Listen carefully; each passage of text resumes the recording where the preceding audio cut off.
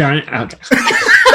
Good evening. This is HNN, the Holotable News Network, because you're not even remotely close to around the clock Star Wars, Galaxy of Heroes, news, reactions, reviews, theory crafting, and more source. I am Faith34, your host. Today, joined by my two distinguished co-hosts, somewhere far away where we don't need to wear masks. Celiac Sarah, welcome back. Hi, friends. How are you? We're great. Great. Wow. Yeah, it's good. It's like that's a weird question to answer these days, isn't it? Yeah. It's like personally, I'm fine, but everything is surreal. I don't Sir know Georges, anyone that has caught the corona. Oh, I know too. Correct. Yeah. Oh, you I do? know too. Yeah. Really? Yeah. Yeah. Anyway, carrying on. Yes, and now Sir Georges, maybe famous last words 2 weeks from now. Maybe like half my world has it. Who knows? In the meantime, yeah. Welcome back. Thank you. And as always, we'll start the show with your HNN headline news. Today we have 4 headlines. Number 1 is coronavirus. It has to be, but we're going to talk about it later because everyone's sick of it. Everyone is just starting to be unintended sick of it. Yeah, it wasn't, but should be. But we're going to talk about it. We're going to talk about it in depth. I don't really care what you people think, but also how it affects the game because none of you have experienced something like this. Nobody. Anyway, but number 2, just before I came on here, this is going to be a great Celiac Sarah first read. I know. Galactic Legend kits are here. And we've literally, it's been more than 4 months, right? Since they announced them and like showed those little art for them and stuff like that. 4 or 5 months. So by far the longest lead in for any character in the game. And we're going to start with the Supreme Leader himself, Kylo Ren, known as Supreme Leader Kylo Ren. Celiac Sarah, tell us about the Ren. Who's going to read? Who's reading what? Well, you guys pick. I mean, I kind of thought Sir G would read. I want to read Kylo. Yeah, cool. Do it. Same brain. We're good. Pardon. Sir Georges, I thought you would be a great pick to do Kylo Ren. I'm sure that's what you said just a second ago. Uh-huh. So, Supreme Leader. I have the editing power, by the way, so make it say what I want. Supreme Leader Kylo Ren, Galactic Legend, Dark Side Attacker, Leader, First Order. Our basic is Brutal Assault. Now, both of these kits are very detailed and hard to comprehend. Yeah. So I'm just going to say that at the start. It's okay if it doesn't make sense. We're all working it out together, though. I feel like that's Yeah. really going to be beneficial here. Yes, I think so, too. Okay. Basic is Brutal Assault. Its Zeta is inflict. It's only Zeta, right? Every single ability, I believe, is Zeta. It is. I did have that spoiled for me today, and I felt that. Not just Zeta, but an ultimate on one of them. Yeah, it's 6 Zeta plus. Yeah, anyway. Yeah. We'll get to that. Wait, what? Yeah. So the basic is inflict buff immunity for 2 turns on target enemy and deal physical damage to them twice. If the target was stunned, deal damage again and gain advantage for 2 turns. If it's Kylo's turn, he gains 10 Siphon until the end of the encounter. A new buff status thing for Supreme Leader Kylo. Hey, Sir G, what's Siphon? Siphon is this unit will gain 1% of a stat per stack, and the target will lose the amount gained. Did that clear it up for you? Yeah, right. That's such a just so a stat, just one. Okay, of a stat. There you go. Tenacity. Here's 1%. Who knows? So you are going to accumulate these siphons, and once you start using them, it's 1% for each stack. So the basic can give you 10 siphon if it's his turn when he does this stack. So similar to like a Darth Revan lead, and you get the ferocity above your head. That's what I envision in my head. Yeah, that's good. That's a good way to look at it. So, but it's not a buff or a debuff. I think it'll be blue. Yeah, sorry. Yeah, probably right. a blue one. Math question. Yes. 10 siphon.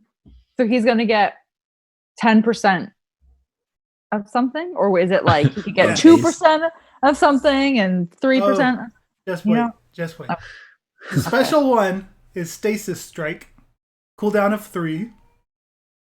This, when Zetaed, dispel all buffs on all enemies and stun the target enemy for 2 turns, which can't be copied, dispelled, or resisted. Then deal physical damage to target enemy, and Kylo gains 20 siphon until the end of the encounter. On a critical hit, Kylo gains 40 siphon instead. Oh my god. This attack can't be evaded.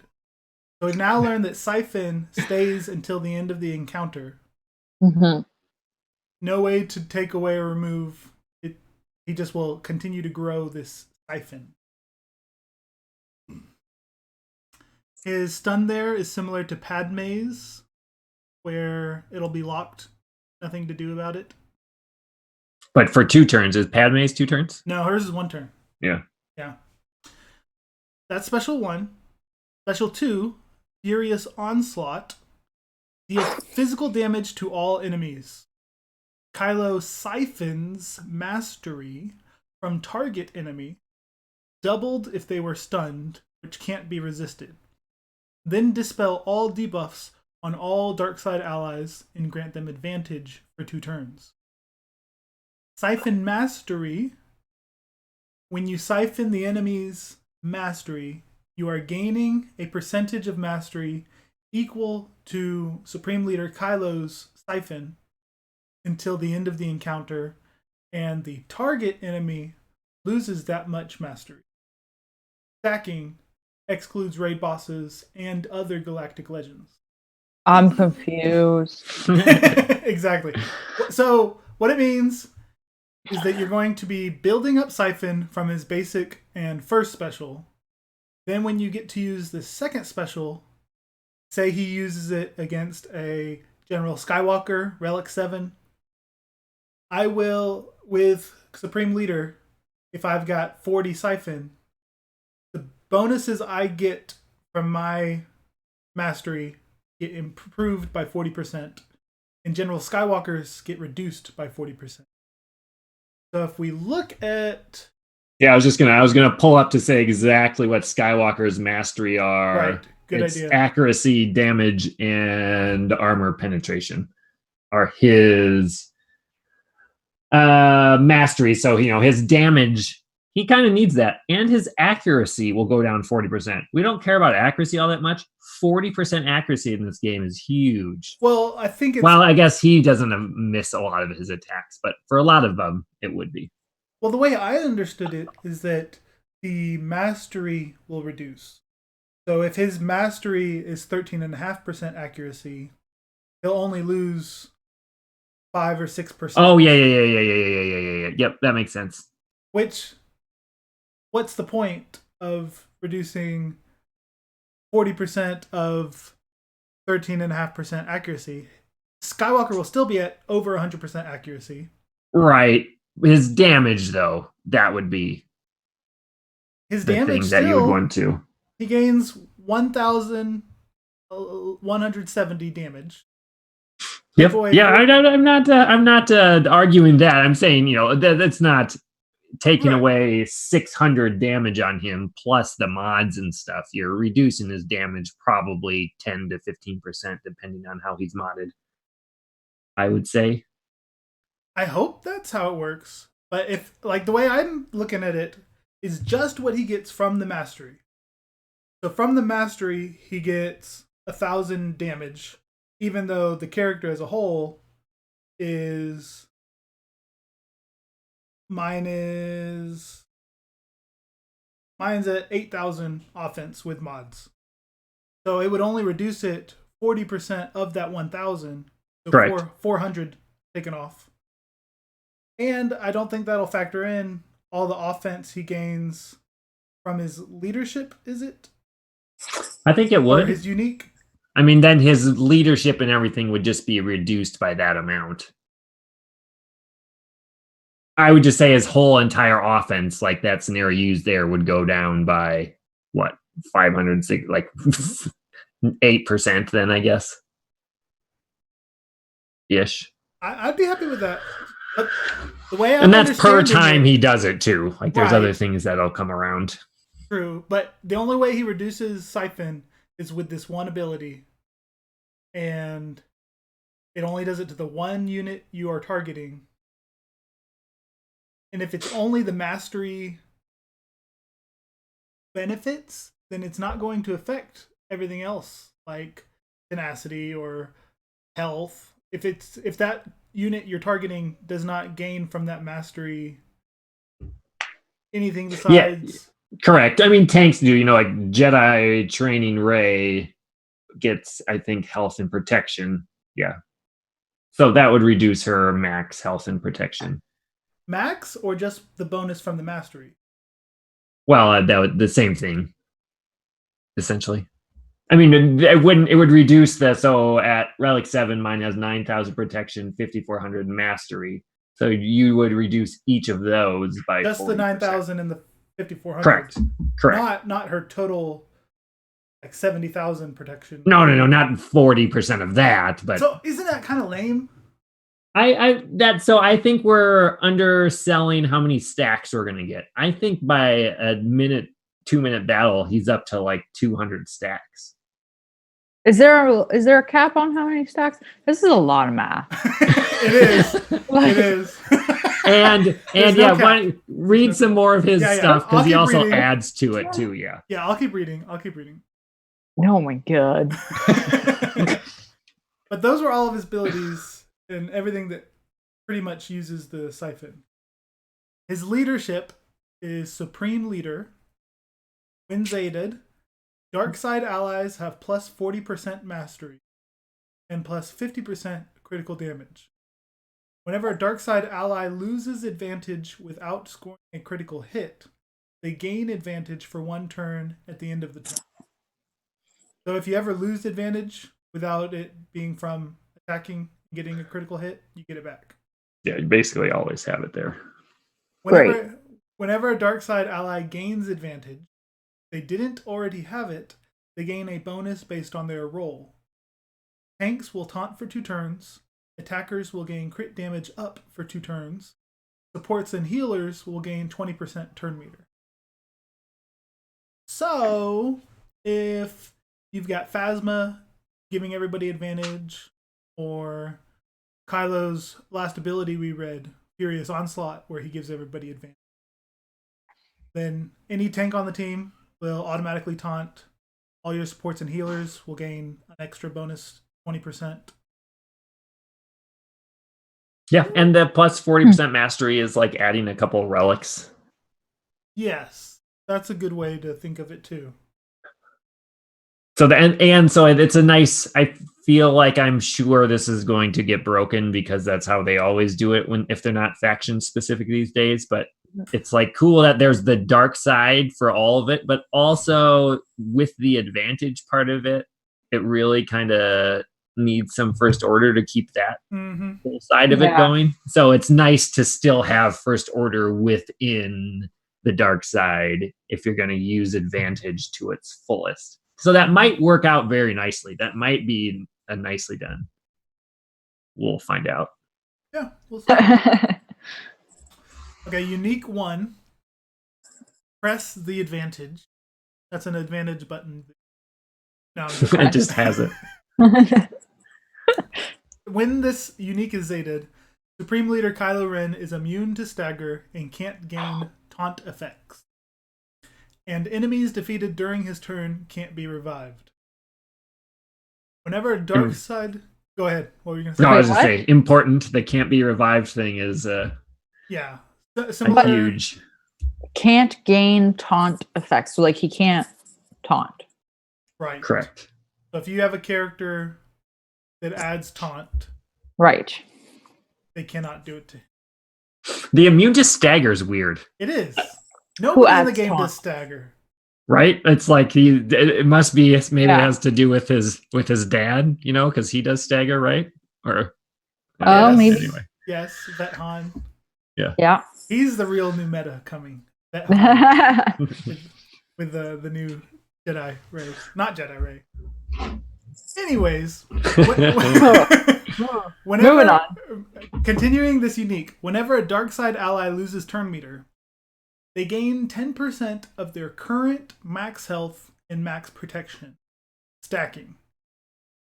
Whenever a dark side ally gains bonus turn meter, they lose 10% of their current max health in max protection, stacking. Huh. Yes. So that I feel like that is you can't use Palpatine as his leader. Yeah. Because it's going by all those individual little turn meters that one wipe of the Fastula thing when she puts up 50 of them, like all your health is gone almost immediately. So that's interesting. Whereas some other ones might be like Phasma, she gives a lot of turn meter in one move, so it's worth losing 10%. But not when it's doing a bunch of little ones like Palpatine's does. Right. Does this count for when you swap turn meter or anything like that? That's not really gaining bonus turn meter. I don't know how it'll play out. But yeah, who knows? It wording, could. Yeah, the wording I would say no. Yeah. Mm-hmm. Well, whenever a dark side ally loses turn meter, right?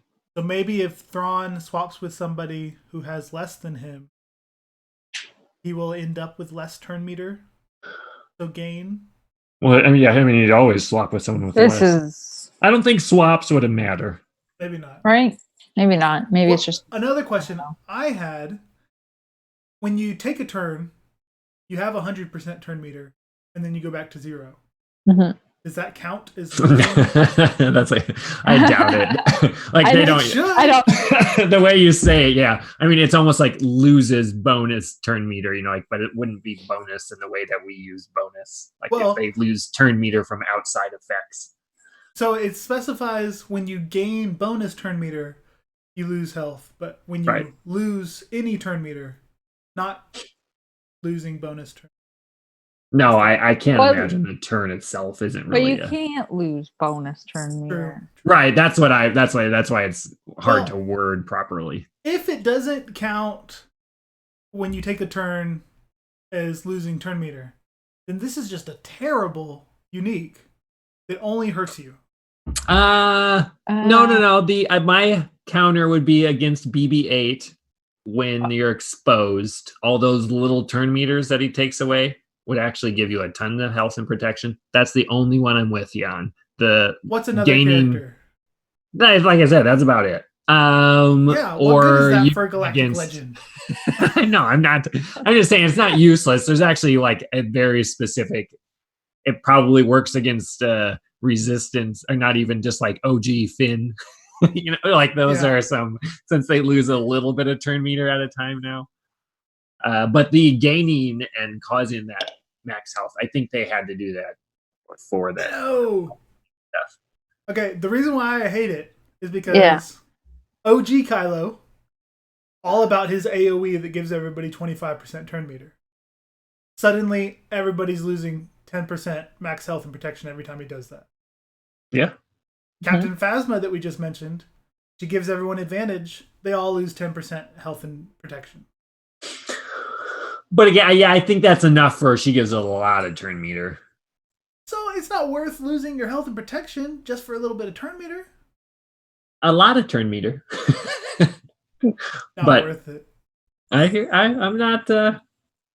It's interesting, we'll say. It's intricate. You can't just slap a team together. You have to be really careful about who you. I don't know. I haven't read the rest of the kit.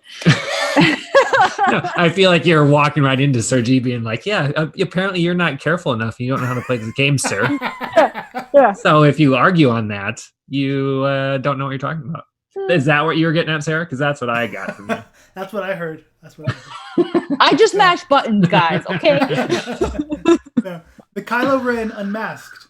His lead, when you get a critical hit, you gain 30% turn meter. Now every time you critically hit, you're killing yourself.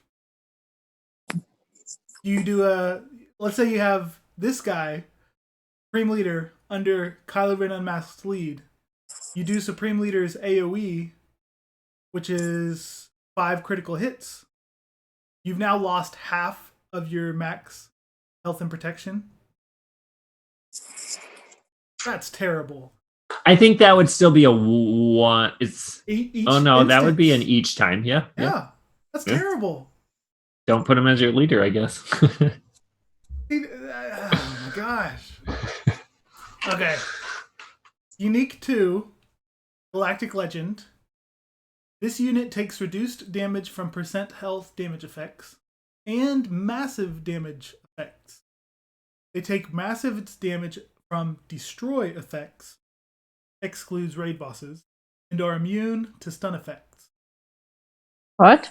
Interesting. So you can annihilate him. Is Right. what it annihilate will do 100,000 damage. Right. Right. But that doesn't actually. Oh yeah, it does do that. So he'll take an annihilate will cause 99,999 damage to him And not kill him. and not kill him. Okay. Yep, it's a new stipulation for these Galactic Legends. Destroy does not destroy anymore. we've always had that until now of like, can't do this, can't do that. Annihilate always worked. Right. And Destroy No is in longer. quotes. no longer. Yeah. Destroy. It is. There's It's an like asterisk from now annihilate on. Yeah. ish. Ish. I mean, Or like Boa's execute. Uh-huh. yeah. Uh-huh. This unit has plus 10% max health and max protection per relic amplifier level. And damage they receive is decreased by 30%. Per relic, or that's a totally separate Yeah. one, right? That's just what I would like to know. reduced by 30%, period. Right, that's separate, yeah. Yeah.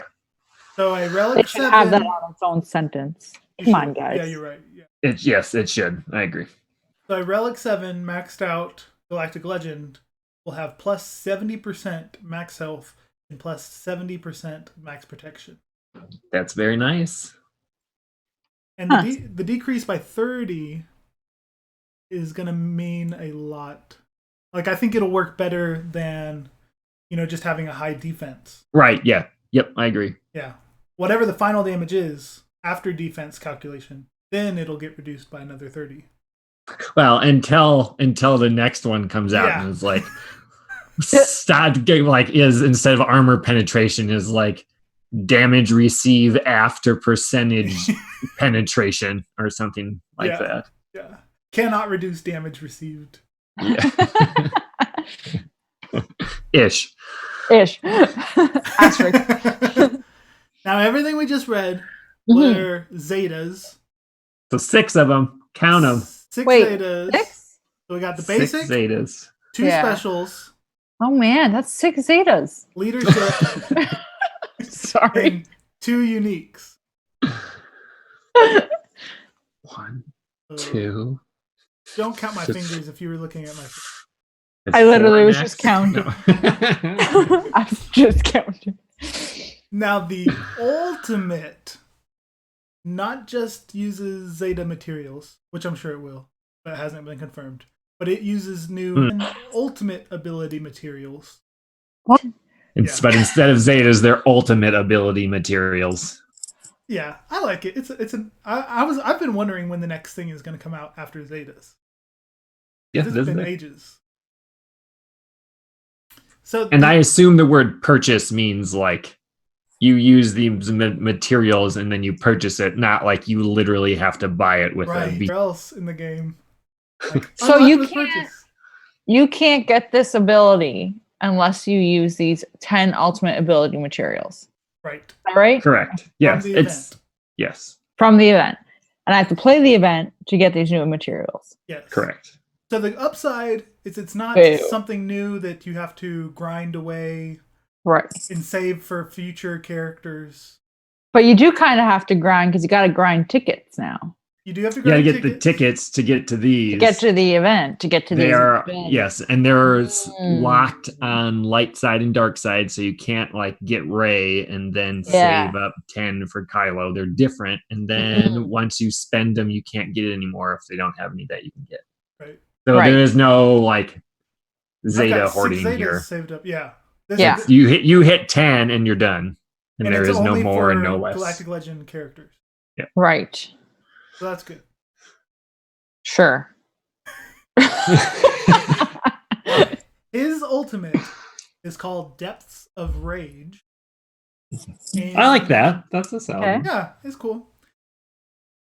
You charge up the ultimate by having Supreme Leader Kylo Ren gains 2% ultimate charge whenever a dark side ally deals physical or special damage to an enemy, increased to 5% on a critical hit.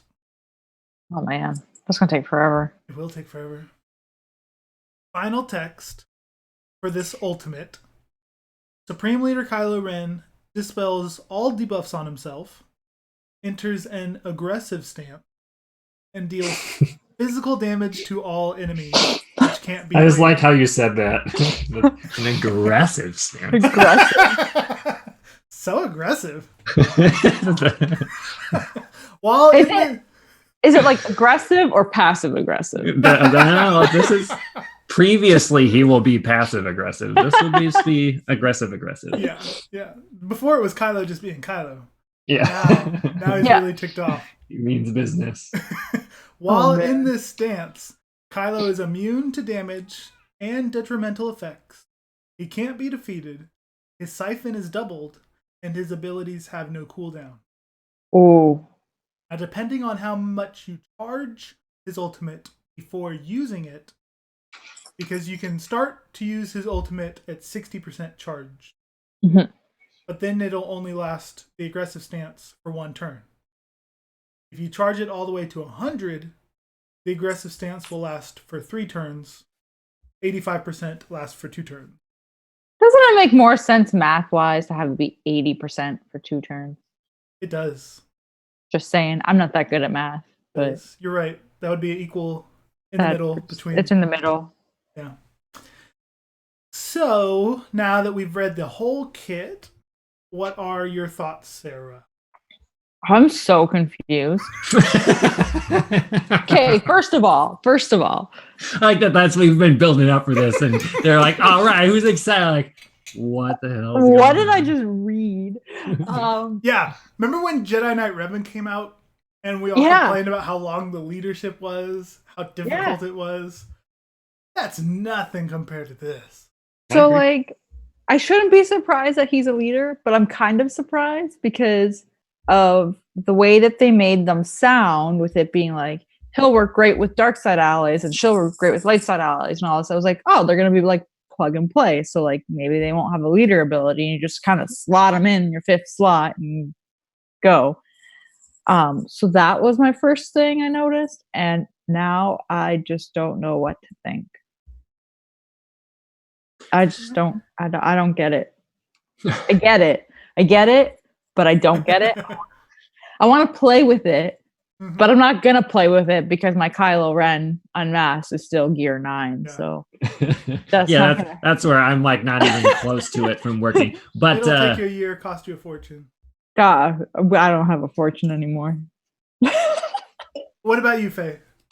I'm optimistic that this one will be like he will just be a wrecking ball. Yeah. That he will get to that point where you're just like he's doing so much damage that it can't be controlled anymore type of thing.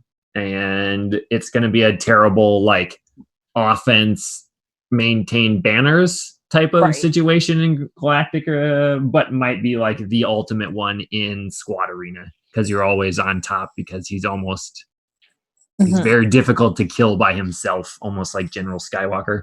I'm curious how the AI would play him. Like, would the AI play him if you put him on defense? Would it use his aggressive stance as soon as it hits 60%, or does it like wait? You know what I mean? Yeah. And I don't know. I feel like it's just going to take forever to get to that stance. I just thought of it. It might be better to use it earlier because of the siphon doubling. Right. Because 60% isn't far off from 50%. So if you can use it twice as often and get twice as many doublings. Right. But then again, I'm not sure the siphon is going to make too much of a difference. And the siphon doesn't matter to recharge it, right? It's only based off people using their abilities. What do you mean? Dealing damage, sorry. Like if you used it at 60%, now he's got double the siphon and all that fun stuff. Yes. Then it goes back to 0, so everyone has to start dealing damage again for you to recharge it. Yes, the ultimate charge will go back to 0. So I think he'll probably be a physical attacker. Yeah, I think he will have like a ton of attack power. So let's see. Normal Skywalker is another physical attacker who I have at Relic 7. Or strength attacker is what I meant. So he gets plus 13.5% accuracy, 1170 damage, and 90 armor penetration. Same as Rey, I guess. We'll see what hers is there, but I don't know. But so I still don't see how Siphon is going to be too big of a deal. Like even if you have plus 100 and you increase your mastery by 100%, I don't know that it's going to make a huge difference. It won't be doubling your damage. Right. And you're only doubling your siphon for the one turn that you're in that stance. Then it goes back to normal. I think your siphon will stay. You'll accumulate it. You'll accumulate it back at a normal rate, though. Like your siphon will stay, but then you... Sure, but it might be at like 200 then or something like that. So then the next time you do your ultimate, it will double to 400. Right. But we're talking raid long battles there. Yeah. Correct. In a normal PvP, I don't know. I don't like in an arena match. Yeah. I mean, let's also not forget, like, we're saying these things, but he's also immune to damage. You know, like there's so many other things that he can't be stunned. You can't stagger him. You can't basically do anything to him as he's wrecking your face. But you have to count on the AI of whoever you're playing targeting him for that to even matter. What if they don't target him? Because he also... Well, I mean, at this point, like you gotta hope you can withstand him. Because he can't taunt. So now you can't even be like, okay, well, I'm immune to damage. Now I'm gonna taunt. Right. And different than General Skywalker. You know what I mean? And like force you to attack me. It doesn't matter because the AI can be like, well, I'll just go attack this guy. Yeah. Yeah. Depending on how the AI plays it.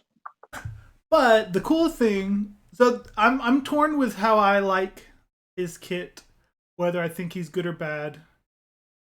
One thing that would be really good is that if you charge his ultimate to 100%, then he can't take damage or take stunned or daze or any of that junk for 3 turns. And without having a cooldown, he'll just do his powerful AoE 3 turns in a row. Right. That'd be pretty good. And the mastery, I remember us talking about this a while ago, can go negative. So yes. It can. You can not only like lose that extra mastery, but you can lose farther protection and health if those are your ones. Well, that sucks. In his like developer insights, they talk about the event. It takes you through Kylo's story in Rise of Skywalker up to the battle atop the wreckage of the Death Star, and then at that point, like he's not really supreme leader anymore thereafter. So we're just gonna stop there. And is consumed by his goal of crowning himself ruler of the galaxy for literally like 30 more seconds. And then he switches. And then he's done. Yeah, after that point. But spoiler. Yeah. But they do. Okay, help me with this line here because Okay. it doesn't make sense to me. Where? To ensure that Kylo can siphon, because this was a question I had, siphon mastery from units that don't have mastery. Because if you don't have relics on the other team, Yeah. okay, the amount of mastery Kylo gains is based on his mastery and stacks. Okay, that still makes sense. Like he still gains them, and then the target loses the same amount that Kylo gained. Wait, what? What the hell does that Sure mean? that know. Kylo What siphon did they lose?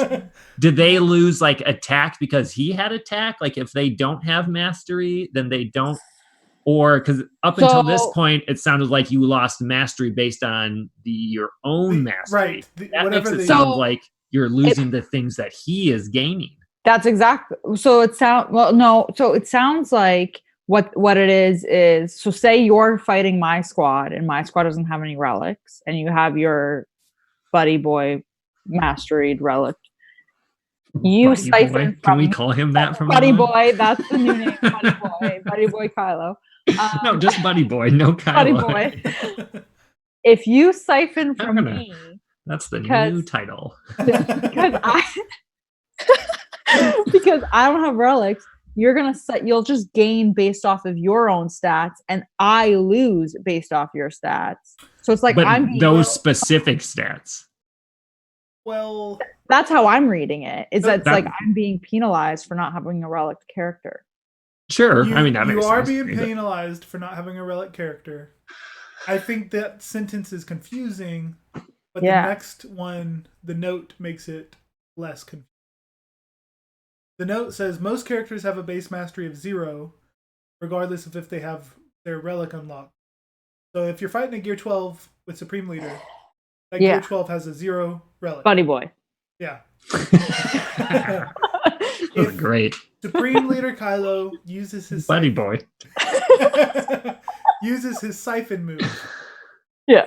If Kylo has 40 stacks of siphon, Yeah. Kylo's own mastery will increase 40%.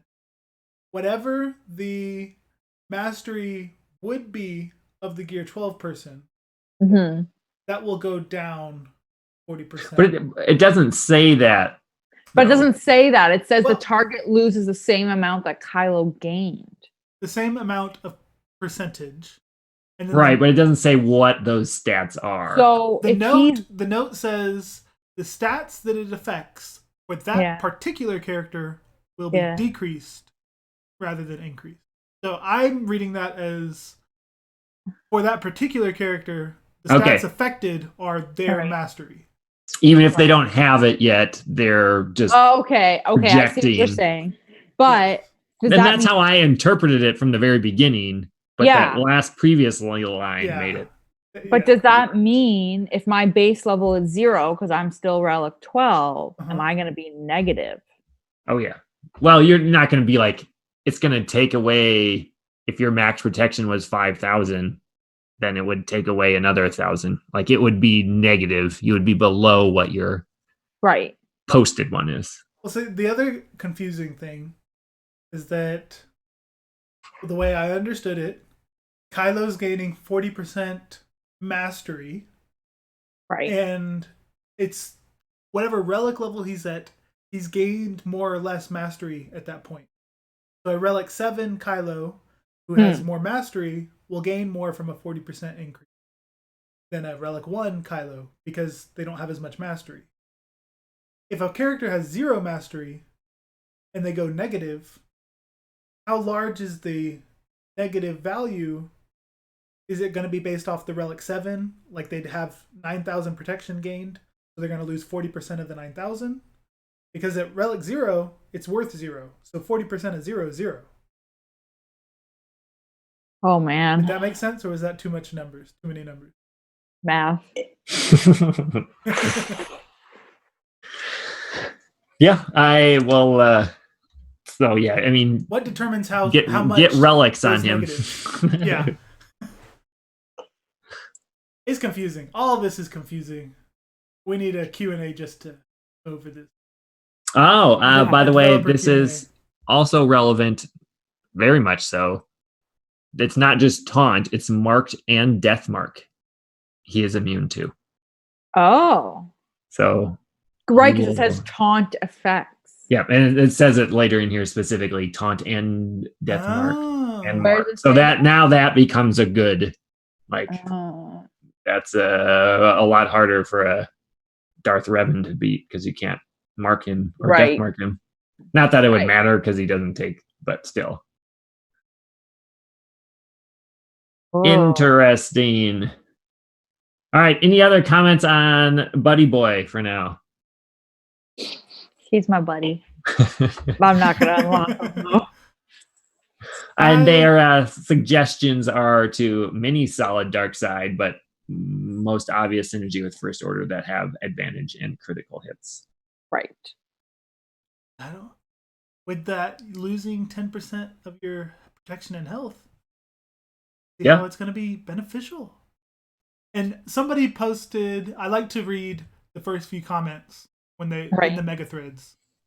Someone made a good point of, why did you have to go and nerf General Hux if you're going to make Supreme Leader Kylo be a dark side, bring in other people that aren't First Order, yet now you can never have Hux on the team that's not full First Order and have him be useful. Good point. Yeah, they have the very last comment is, while General Hux's max health and protection will be reduced when he gains bonus turn meter from his leader, it's still incredibly useful to bring Hux in order to give him bonus turns. So they're saying it's worth the risk. You should always trust their synergies. They're always really, really, really good. Ooh. Here's another thing that I think is dumb before we move on, is that really good. Yeah. To build his ultimate, to charge it up. Yeah. Each hit does 2%. A critical hit does 5. Right. You got Hux, First Order Officer, Kylo Ren Unmasked, characters that have abilities that are non-attacking. It won't do anything to charge it up.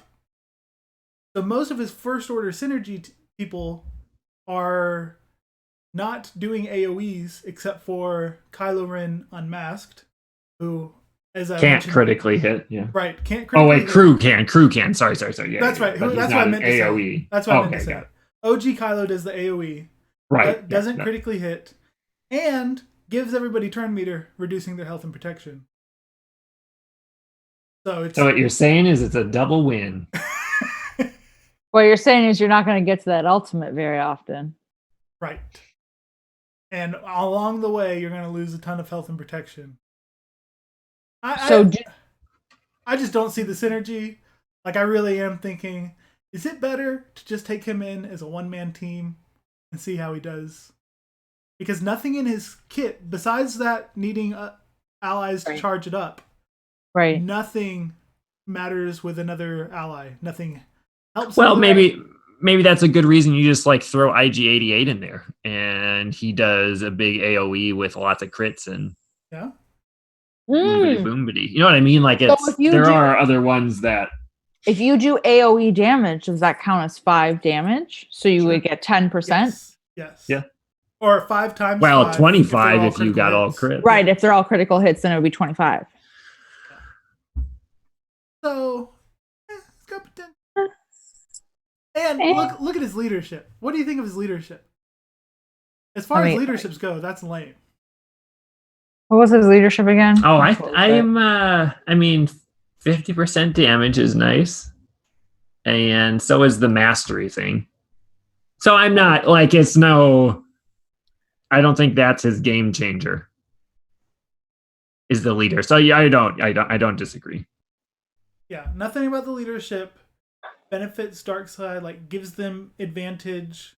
You still need somebody to give the whole team advantage, which I guess his special does. Yeah. But there's no health boost, no speed. Allies can't be this, can't be that. No speed. It's really lackluster. Are you kind of disappointed now? I'm very disappointed. And this is who I've been working on. I know. Here's the thing. We'll get to Ray and talk about it. I mean, judging by your reaction and my initial read too, Rey probably has the upper hand, which therefore means Kylo is probably the better one. You know what I mean? Like, I feel like we're almost always the ones that people are like, that's going to be okay, or blah. We're just always wrong every single time. We will see. So, I think there's a good chance for him to be very good. So Vox and King just pointed out he made a couple of comments on our stream about Sith Trooper attacking extra, and I don't know. I don't use Sith Trooper. I know he does, and he loves his First Order. Sith Trooper, yeah. I forgot about that. The new Sith Trooper, not the old OG Sith Trooper. So he's saying Hux's mass attack will give 30%. 30% turn meter? I don't know. He didn't 30%. 30% charge or 30%? You're supposed to be our First Order guy here now. Come on. And then he says, so Sith Trooper attacks extra every time there is a critical hit, and he usually crits another 10% per attack. So I think he's talking about charges. 30% charge. Ultimate. Okay. Charge. So then Sith Trooper mass attacks with 5 crits. That's 25%. That's 3 turns, and he's over 60% charged. Sith Trooper gives everyone advantage too. Basically, Sith Trooper is the one that makes this all work, is what he is saying. I know nothing about First Order. No, he makes good points. We will see. Yep. Like I said, I'm as a Rey guy, I'm a little worried that you're not excited about Kylo, because that means that Buddy Boy is going to be good. And not you specifically, just the like. Yeah. Okay, Faye. Okay. It's so many. Yeah. It's so like I have that reaction too. Like, oh man, I'm kind of glad I did Rey, and therefore I will be disappointed. Is what I mean. Yeah. That's how I see it. We'll see. To address what Voxen mentioned, I was hoping not to have to use Sith Trooper on the team, because he has a. I mean, that just seems selfish of you, but continue. Yes. Yeah, go on. He has a team Dispel. And so he's in the synergies. He is, yes. But I like to spread out my debuff Dispellers, my cleansers. Right? That's like, of this whole, I just can't. I remember the days of trying to use Krennic against Darth Maul lead and being like, if we just had one freaking Dispel. I mean, there was like 80 characters and none of them on the dark side had a mass Dispel. And now it's like his entire kit we go through and like, mass Dispel. You know what I mean? Like, that's like this one tiny part of what is absolutely crucial to teams. Like, if they don't have that or 2 of them, they're hosed. So Supreme Leader has a Dispel, as well as Sith Trooper. Mm-hmm. If I had 2 First Order teams, I would want one of them to have a mass cleanse. I was wanting to put Sith Trooper with a second First Order. Do you need 2 First Order teams? Yes. Oh, for sure. You're gonna have all. What are you gonna do with all these extra? Okay. I'm just asking. All right, on to number 2. Yay! Let's well, I suppose number 3 of the news, but number 2, on to the more important one, because that's the only one I'm getting anytime soon. Fingers crossed. I'm not getting her. Rey. There's nothing more. Woo. Not Buddy Boy. It's just Rey.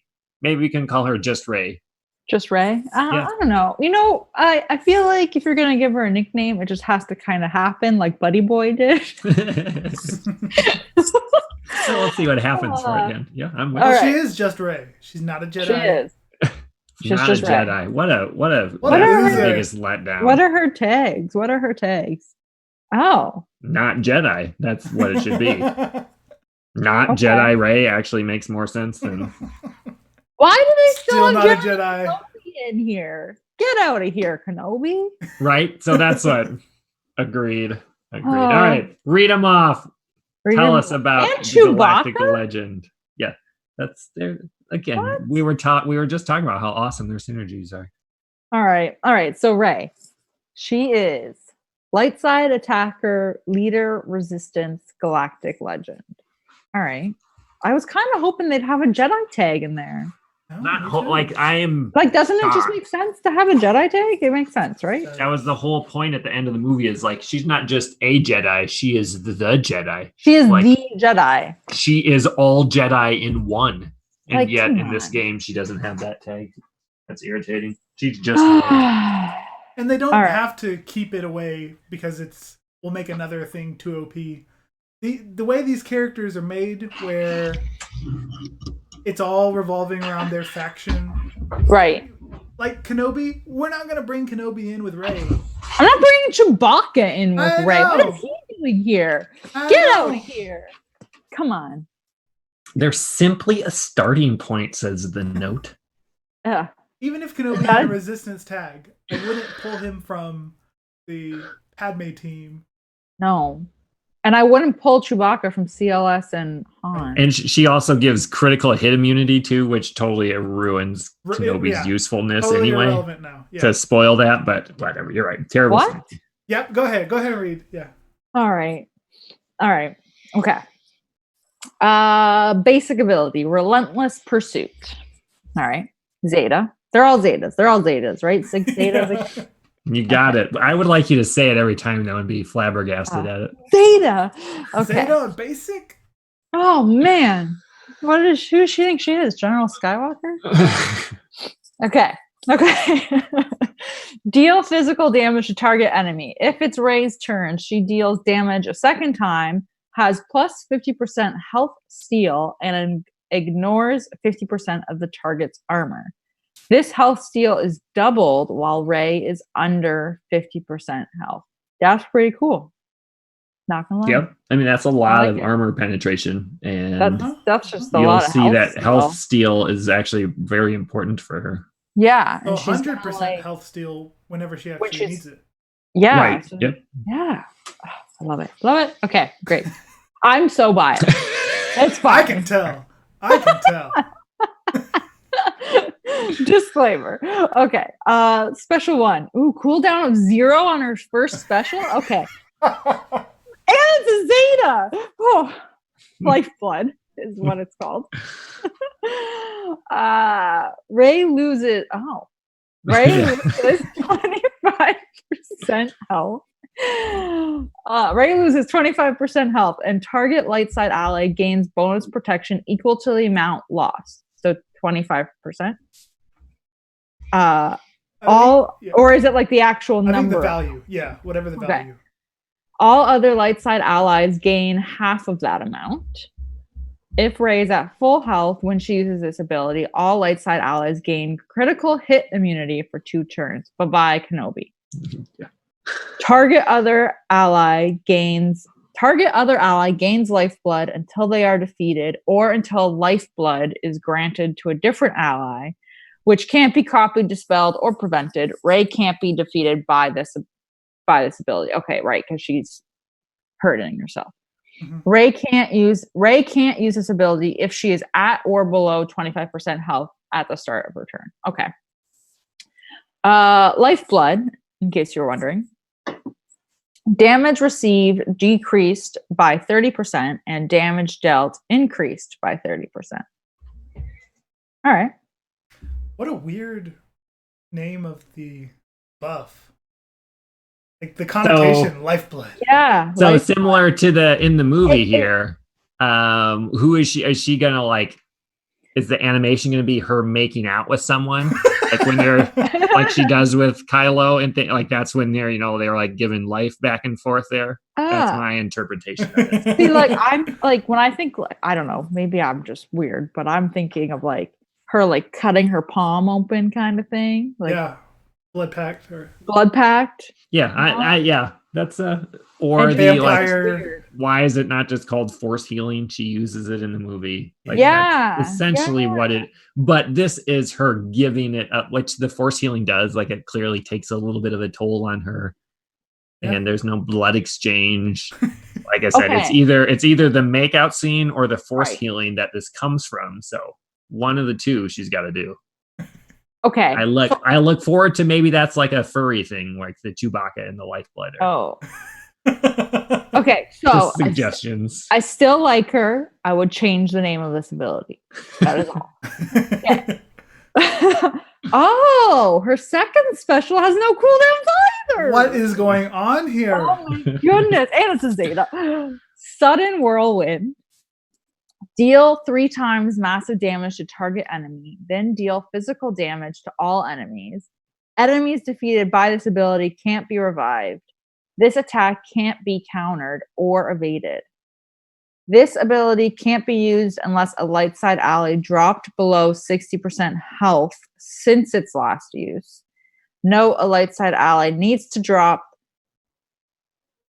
be dropped. They forgot a word. Below 60% health in order to use this ability for the first time. Okay. That's bonkers. That does 300,000 damage. I know. And then does an AoE. And then AoE. Including And the enemies same person can't be you just did it revived. to. Right. Now, does Crazy. she counts herself as an ally? Does. Yep. So if yep. she's below 60% health, have at her. Yep. Yeah. All right. And then That's you heal yourself and then you use it Crazy. again.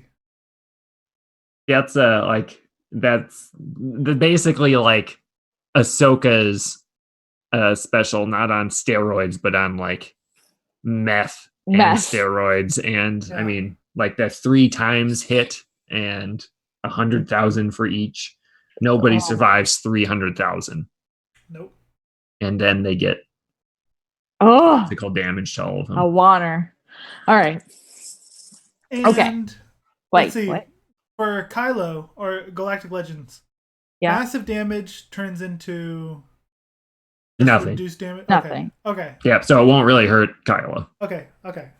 Right. That's what I was. Right. Okay. So Kylo is his own little buddy boy in the corner. And for that matter, it won't really hurt, Malik or Right. those other ones. So keep that in mind, but for 95% of the opponents.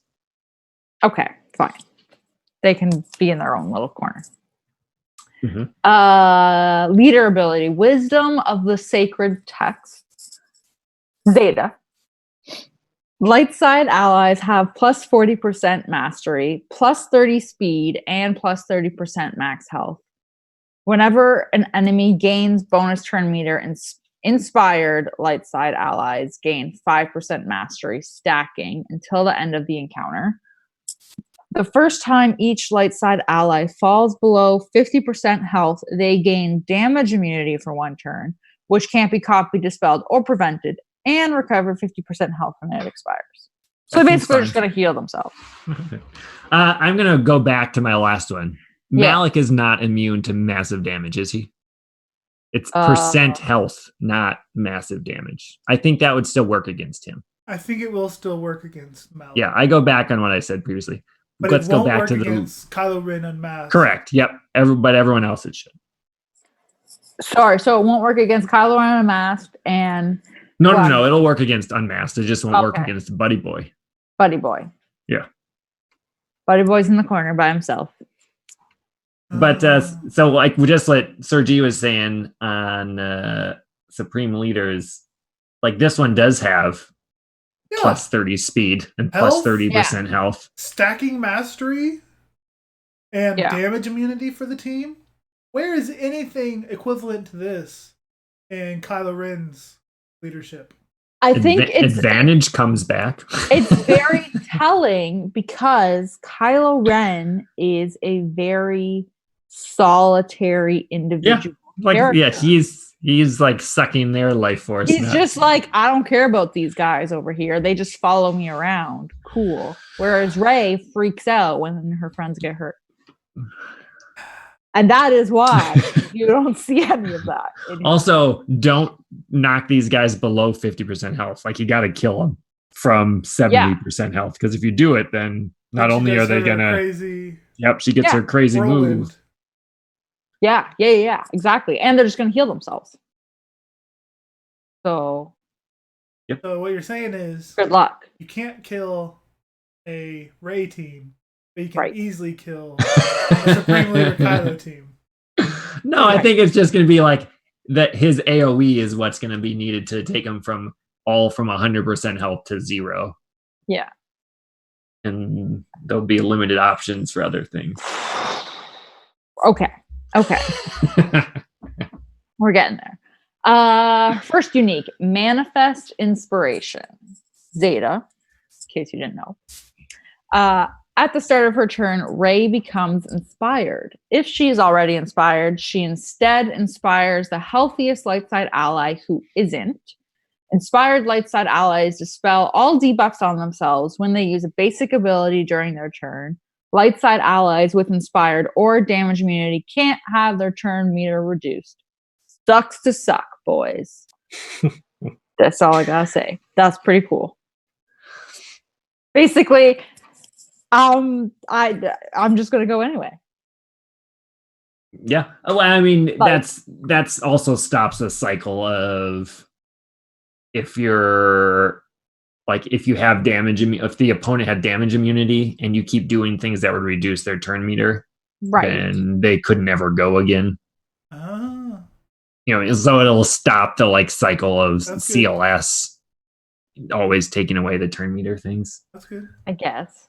So it is good in general. It's probably good for your team, but it also stops some loops, I would say. But she's just gonna keep giving inspired to people. Like That's every gonna be time she great. goes, she's just Yeah. gonna give it to Yes. somebody else. So as in Poe can do it too. Yeah. It went from being hard to get inspired to easy. With Real her, easy. Everybody gets it. Real easy. Well, yeah, you have this leader like here. She's gonna inspire everybody to anyway, you get the idea. Mhm, mhm. Unique 2 Galactic Legend. Zeta. 6 Zeta. This unit takes reduced damage from percent health damage effects and massive damage effects. Is this the exact same? They take Exact massive. same. All Exact Galactic same. Legends will probably have this. Yep. Okay. This unit, blah, blah, blah, etc. Rinse, wash, and repeat. Okay. So it's the same across the board. Cool. That's fine. Yeah, that's great. I think it's a great. That makes it gonna be I think it's gonna be a pain to have a Kylo and Rey face off. It sure might be. Anyway. Her ultimate, Heir to the Jedi, must charge to 100% before use. Okay, shenanigans. Why does Kylo get to go at 60% and I gotta wait till 100? Because hers is going to charge 50 It's times faster. different. Yeah. I'm calling offside on Kylo Ren. No. Offside. So a 5-yard penalty, it won't make that Yeah. much difference. Yeah. So after 16 people take a turn, Yeah. you can use hers. Okay, let me see how okay, so ultimate charge. Rey gains 6% ultimate charge at the start of every character's turn. Okay. So 10 people have to go. Oh no. 16, yeah, like Sir G said. 16, Yeah, 17. 16. yeah 16, 17 17. technically, I But guess. that's allies or enemies.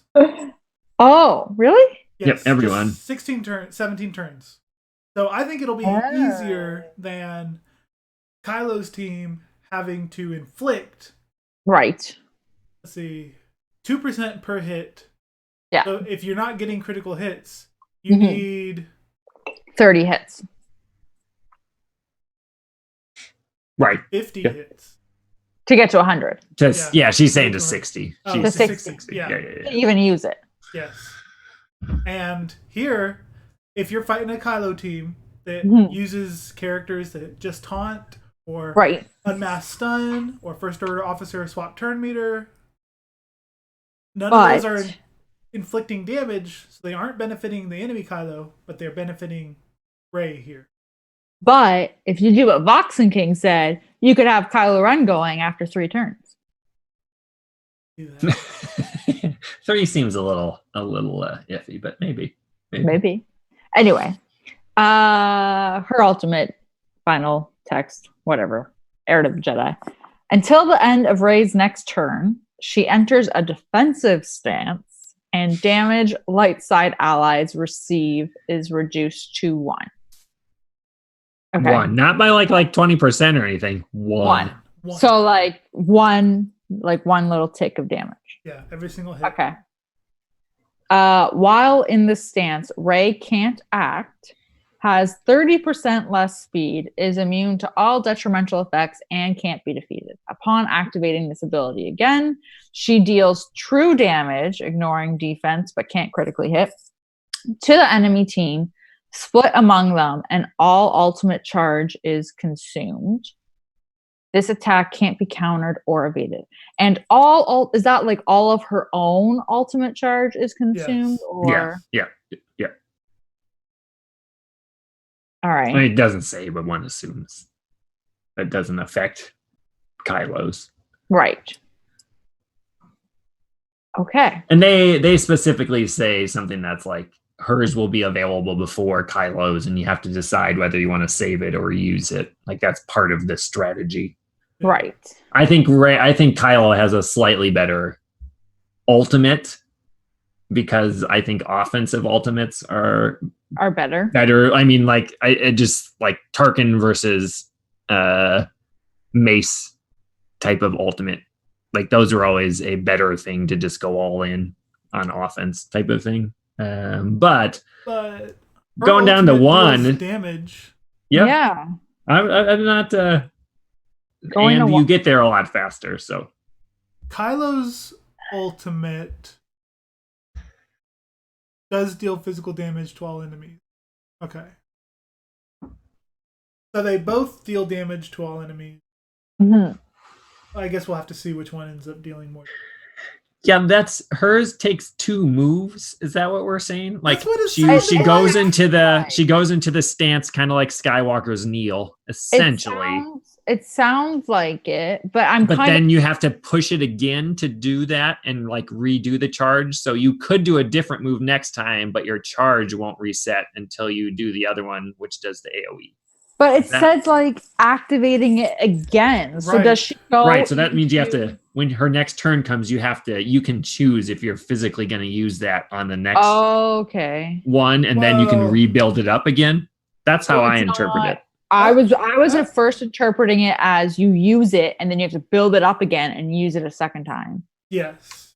The two ways that I could read it is that you use it first, then upon activating it again, so a second time after charging it and using it, then she will also deal damage as well as do what she did. Or I would have agreed with that until it says and all is consumed, and they didn't say it was all consumed the first time. Well, anyway, you're right. That's why I think the way it is going to be, but they just did a poor way of communicating it. No matter what they did a poor way. Yes. Is that you use the ability, you can't do anything. When you finally come out of the stance, you automatically damage. Yep. That could be basically the That's your turn. Skywalker. Yeah. You just get up and do the move, and that's your turn. Yeah. That sounds more correct to me than picking it. Yes. But it's when you say activating, that implies you're doing an action. Yes. Right. Like activating means doing something. Yes. So they couldn't just say when coming out of this stance, and deal true damage. And again, that might not be true. It might be one of the other two that you said as well. But that feels the most right compared to what we went through. All right. Sarah, what do you think of the Rey? Are you excited or are you hesitant? Of course I'm excited. I feel like if I don't say I'm excited, I should just be exiled. No, that's okay. Like Sergi is obviously on the down slope of the buddy boy, but you're excited about Rey. I'm excited. I'm curious how his ultimate ability is going to work. I personally, I can see your point about ultimates being better when they're offensive. I like a defensive one because I like to have a chance when the battle goes sideways to redeem myself. Yeah, it'd be great for territory battles as well. Better than Kylo's will be. I think it's going to be great. So, yeah, I'm nowhere near getting her, near ready. But I'm not going to waver off my course now. Having seen both of the kits, I am still happy I picked to go for Rey. I wish she had more interaction with BB-8. That is all. Yeah, so, yeah, she doesn't have any, does she? So She has you're no right. interaction with BB-8. There again, she's an heir to the Jedi and uses their sacred texts and has a manifest inspiration from them, and is still not a Jedi. So there's lots of things. She is a Jedi, and she doesn't have a Jedi tag. I don't. Not a Jedi Rey. You know why? It's because they don't want Just you Rey. to use her in the Jedi combat missions. For Yeah, her. I get it for the game. It actually makes more sense for her to No. not be with it, but I still would have done it. In my Then it would eyes, make you choose between the other ones more. in my eyes, Rey has been a Jedi since she took those books in Episode 8. Yeah. So she should have had the Jedi tag. Owning books doesn't make you smart. You not gotta read. smart, but I You thought gotta it she was- learn was from the trained. books. You gotta learn from the said- books. I said owning books makes you a Jedi. Yeah, not smart. Obviously, the Jedi are incredibly dumb. Basically, all of the prequels show the Jedi being dumb over and over and over. And that can't happen. Like as they're all happening and have been for years. Yeah. Yeah. Do a little bit about the developer insights. So they do, while Kylo Ren can ramp up over a course of battle, Rey starts out strong and uses her ability early or late to a great effect. Right. And Kylo's has more kill potential, in quote. Hers not only deals damage, but also counters many other high damage abilities. So, I mean, like kind of the best of both worlds is the enemy squads will need to play around with her ultimate much more than Kylo's. We really want to create an interesting decision around when to use her ultimate, as the benefits to use it early, but it can also be used to swing the battle in your favor if saved for the right moment. I do like that they specifically what I said they want it to be special and not just like another version of Annihilate. I like that they're trying with that. Yeah. And she can't use the lifeblood if she's below 25% health. Mm-hmm. And the sudden whirlwind will include Rey's own one. Galactic Legends will have really high base stats when they're maxed out, including speed. I'm not quite sure. But again, she has plus 30 speed on her leader. That's going to be great. I mean, throwing BB-8 in there will certainly help. They will go first no matter what, if you had her with a lot of droids. Is there anything else? I don't remember anything from the developer insight. And no force lightning. They did not Yeah. represent the core of her identity, as she did not do it intentionally. She's still. I like that. I like that. Yeah. Comment Yep. from them. I think it would have been against her. Yeah. So here we go. There is the force healing is something that wasn't explored until the movies recently, and Lifeblood was created on those two scenes when she is trapped with the snake and when Rey heals Kylo. Again, why is it called Lifeblood? Someone Exactly. They just called it force healing right there. Yeah. The theme for her is fairly consistent: take damage to deal damage. And she primarily cares about offensive mods, but you should have a solid pool of health, a delicate balance of offense and health. So she's a great character with powerful moves, hard to kill the allies, triple annihilate in a single move, basically. Yep, and they say specifically here, just as we said before, her move will do 299,997 damage. Right. So I foresee her as taking out General Skywalker, being the team that you put in a front wall in Grand Arena, and enemies just can't ever kill you. Right. Because you just get healed back up. And Right, that's it's you go to the couple timeout. months where you're the only ones, and it's like, well, I have no chance. Right. I don't see that with the new Kylo. Because he could be like, it may take 2 or 3 battles, but all the other guys on his team might die, and then you could fracture him or do something along those lines where you could beat him along that. 'Tis true. And all the healing that she'll get from the resistant heroes are fantastic. Poe and Ray or Poe and Finn are great. I have never, even at 5, I think mine are 4 and 5 stars right now, gear 11, they are useful there, let alone having all this other stuff from Ray and getting up to relics later on. Yes, that's a good point, is thinking about the support that the new characters bring to these new Galactic Legends. Ray is so much better because the Inspired that the whole team is going to get.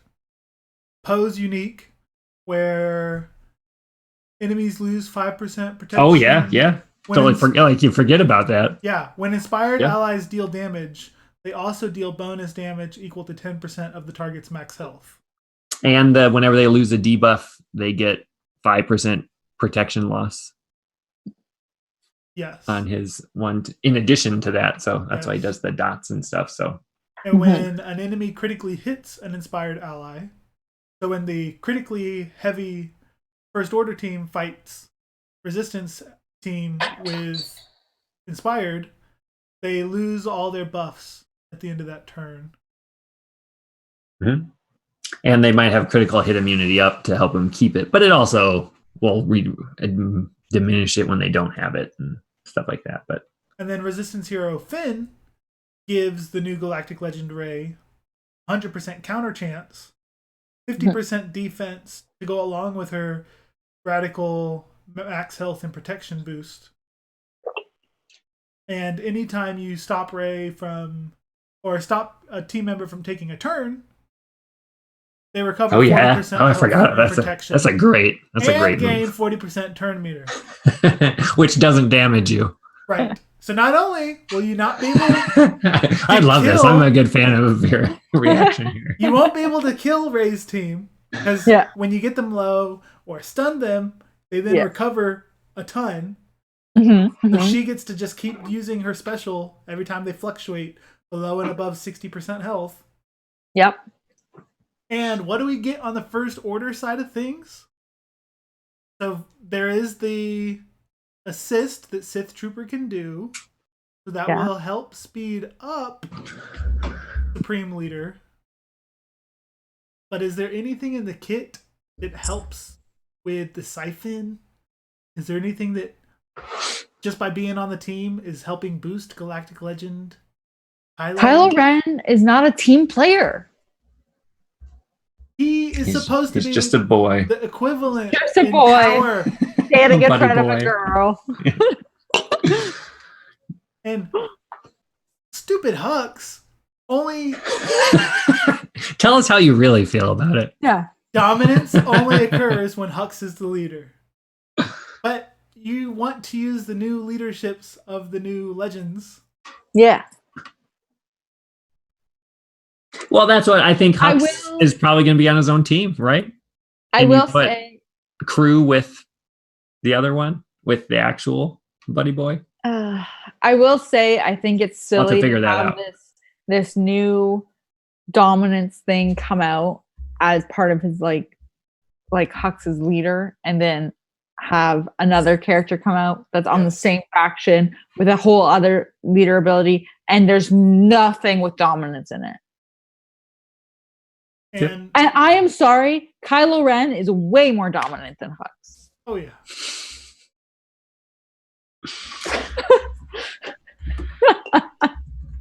I don't see Hux being useful.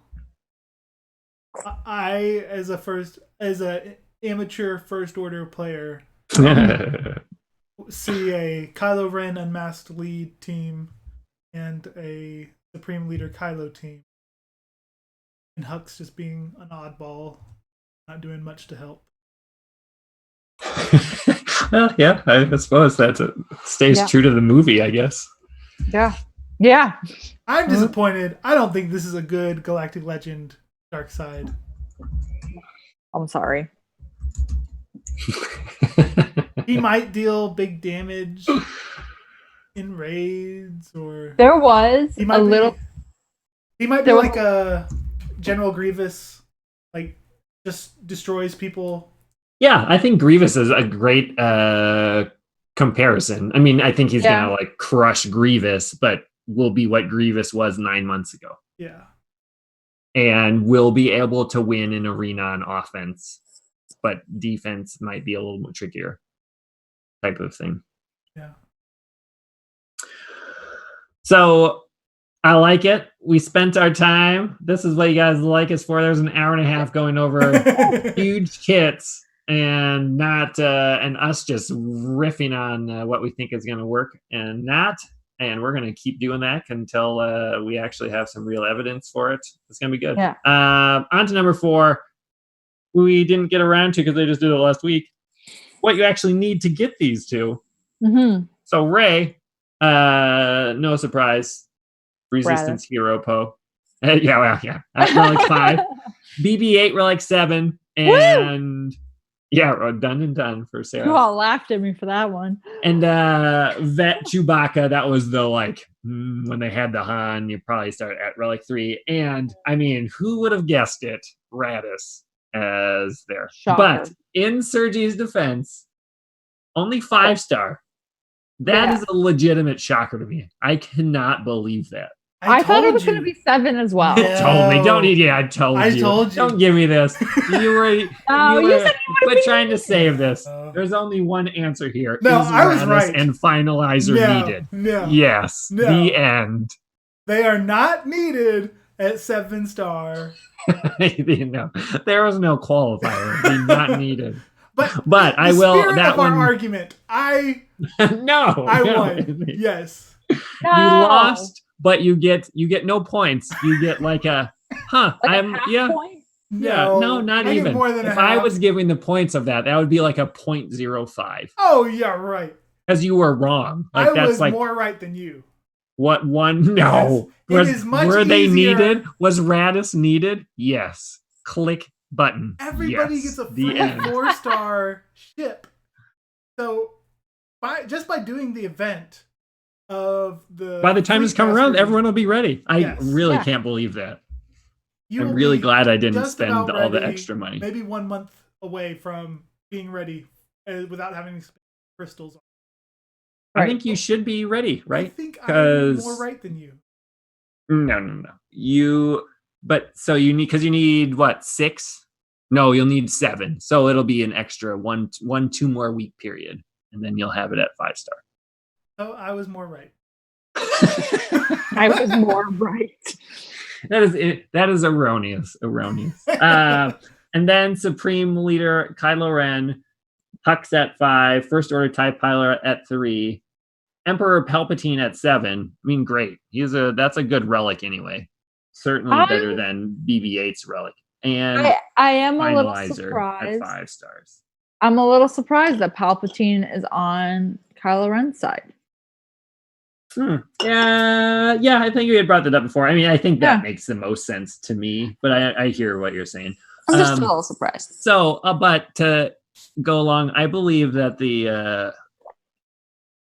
First Order to get Rey takes 2 more relics than it does to get Buddy Boy, because they had multiple. They had like 3 where you only need to get to relic 3. So. And keep that in your bank if you're going after Kylo Ren. And all of Buddy Boy's requirements are farmable. Yes. Yep. Good point. So there is, I think it's slightly easier to get Kylo Ren. Maybe not easier is the right word, but has slightly. But this is like, a deck chair on the Titanic type of thing. You know what I mean? Like 2 relics is nothing compared to the 3,000 Carbantes it takes and stuff like that. But that's what you need. And Hero Poe is in shipments. Hopefully they make them farmable soon. On a 12 energy node. Wow, yeah, we'll see where that goes. Or even ship, it could go there, or it could go Cantina. I would imagine it's a 20 hard deck size. Yeah, I would imagine it's going to be 20 as well. That brings us to the I Love You, I Know segment. I know it's easy jaded by this game, but there's a reason why we're still playing it. 4 years later. So let's talk about what we enjoyed over the past week or so. Let's start with Sarah this time. Me? Yeah, you. I really enjoyed playing Star Wars while I was in line for rides at Star Wars Land. That's cool. Isn't that cool? Right? That's cool. It is. Because nothing else exciting happened in the game. Right? That's what this is. So that's what we're going with. It was cool. It was cool. Sir G. I enjoyed the idea of Supreme Leader Kylo Ren. I enjoyed fantasizing about the eventual. So up until like an hour ago. Yeah. I enjoyed getting Palpatine to Relic 5. Ouch. Excellent. That hurts. Man, he's really powerful at Relic 5 and survives a lot more. I think he's a good Relic. I could be wrong. What I really enjoyed was I missed last week's TB. Oh yeah, I totally forgot about that. Yeah. These don't seem like they're in the spirit of the segment there. I'm never good at this segment. You made it back for Territory War. I like that I enjoy my First Order Phase 1 team of the Sith Raid. I'm getting a better handle on that. Mm-hmm. And how much are you getting these days, damage-wise? 100.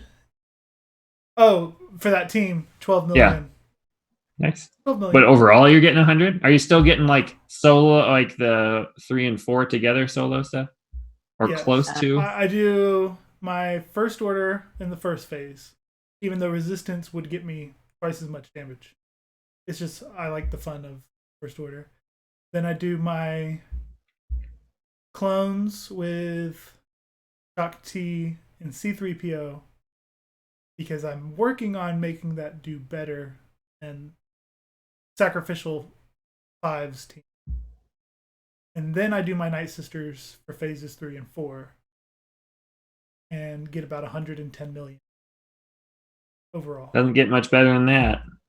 I like it. That's awesome. I take a 0, which Sergio also really appreciates. That's the rest of the guild certainly likes it when other people do it, so I understand that for sure.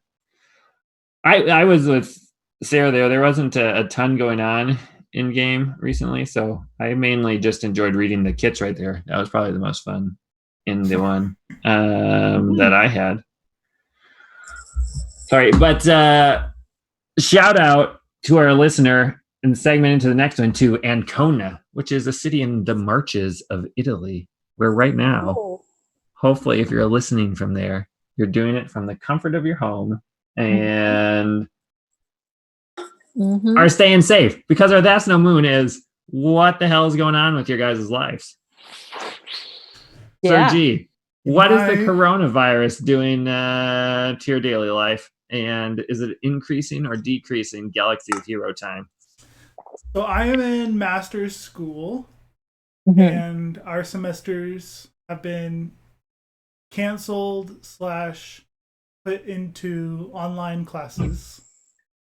So we still meet each week, but everybody's at home in a Zoom call for the class. Good thing we practice it on here with the Zoom then. Yeah. So that's interesting. Kind of cool. I'm glad that the classes still get to go on, I guess. Yeah. And then my work is the same, but just everything here where I live is sparse now. Like hardly any people, whereas 5 o'clock traffic was awful. Right. Now it's just the way normal traffic was before. Yes. So it's weird.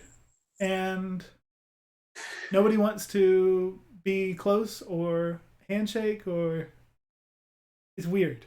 Mhm. It is. Sarah, what's your, so you were in Disney Uh, during the start of this. I Like, was the I panic, was. if you will. Panic. So technically, like I knew this was coming because I work in news. So obviously, we were in Disney and we did not think we were gonna. So it started on the Thursday. We were actually supposed to go to Tampa for a hockey game, and it got canceled. Of course, a Canadian goes to Florida and goes to a hockey game. I was just going to make a similar comment. So we did not do that because all the sports got canceled, and we just kind of started watching everything. And we were really concerned we were not going to be able to get home. And like by Thursday night, we were in our hotel room and we just wanted to get home. I've never wanted to get home from a vacation so quickly. And I wasn't even home yet. I was in the airport when my boss called me.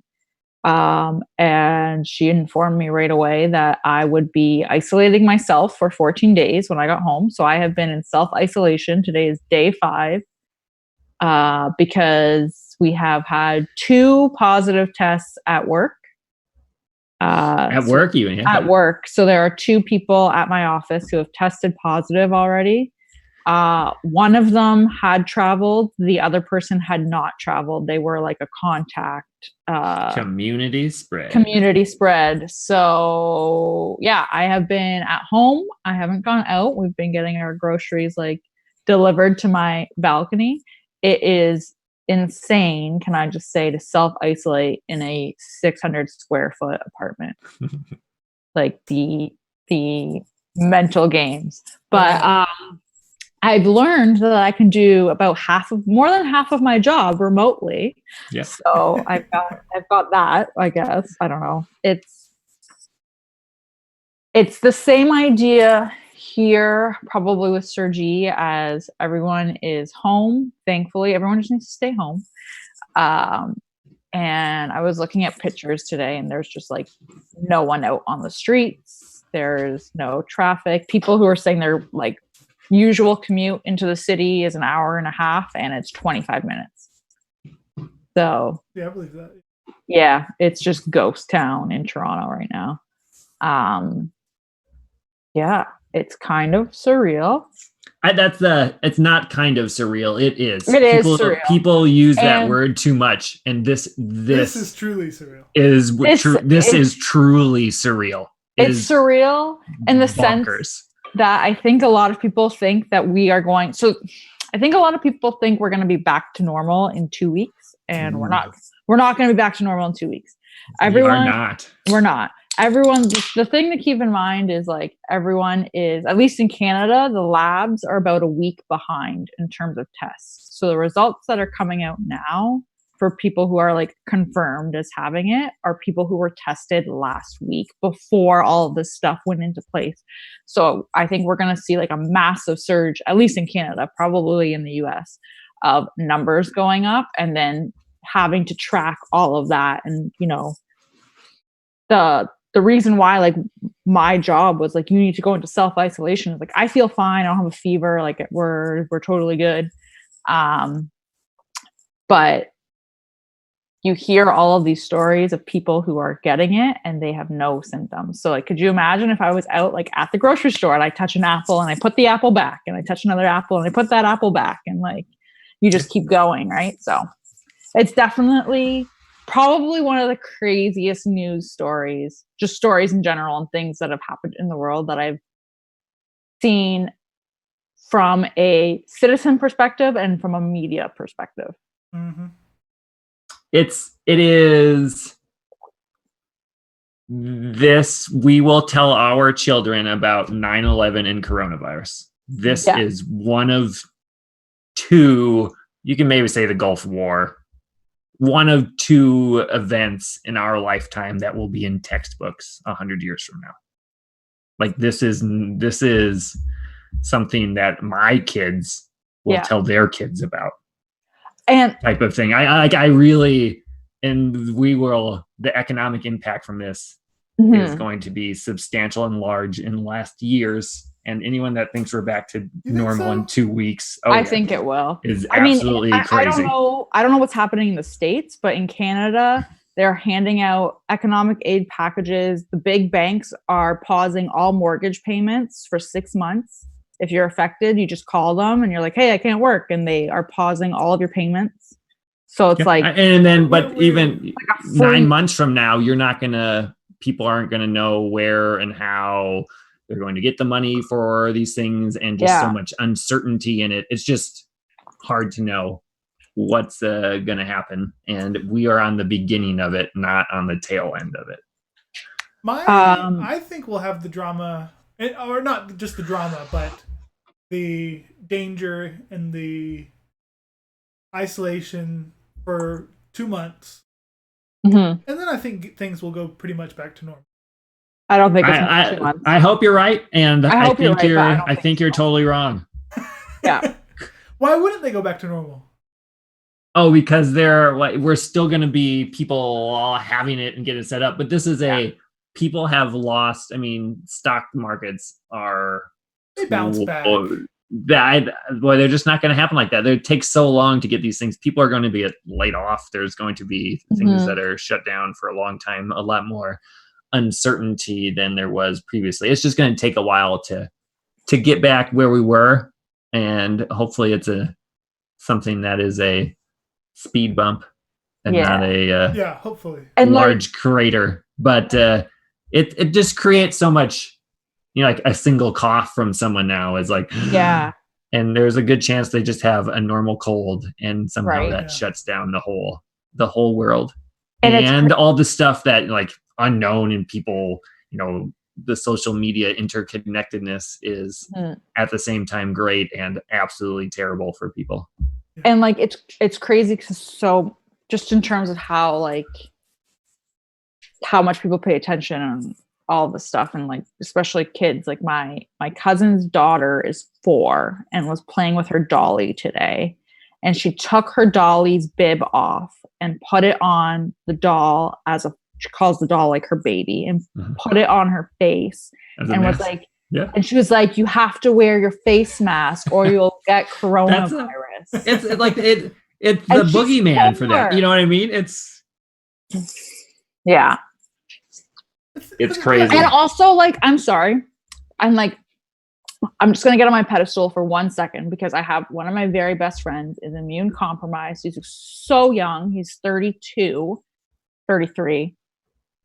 And he's immune compromised, and people don't understand like how quickly this stuff spreads. And his roommate was at an event where someone tested positive, and he came home and told him that, and was like, oh yeah, so now I have to like self-isolate for 14 days. But he's self-isolating. You can't self-isolate with me. Can't self-isolate there. Right. His roommate brings his boyfriend over. The boyfriend leaves.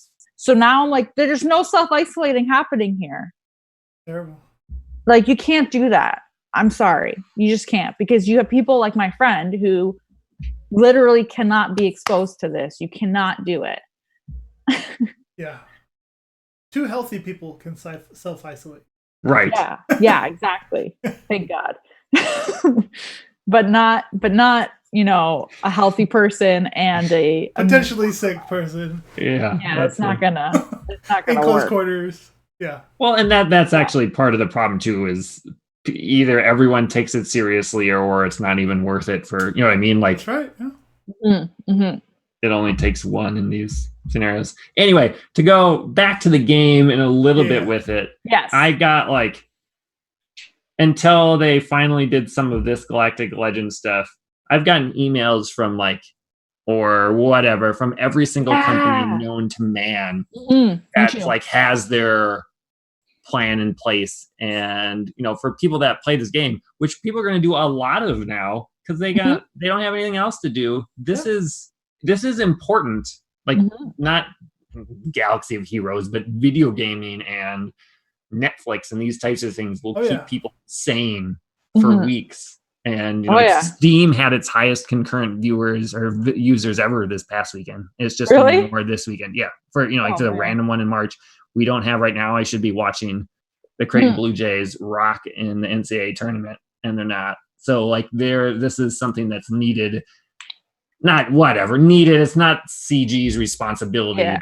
But the point is, what a better time to use your freaking community to say these things like, hey guys, we're working, or you know what, maybe they can't do the Galactic Legend event because they can't go in and they can't coordinate it.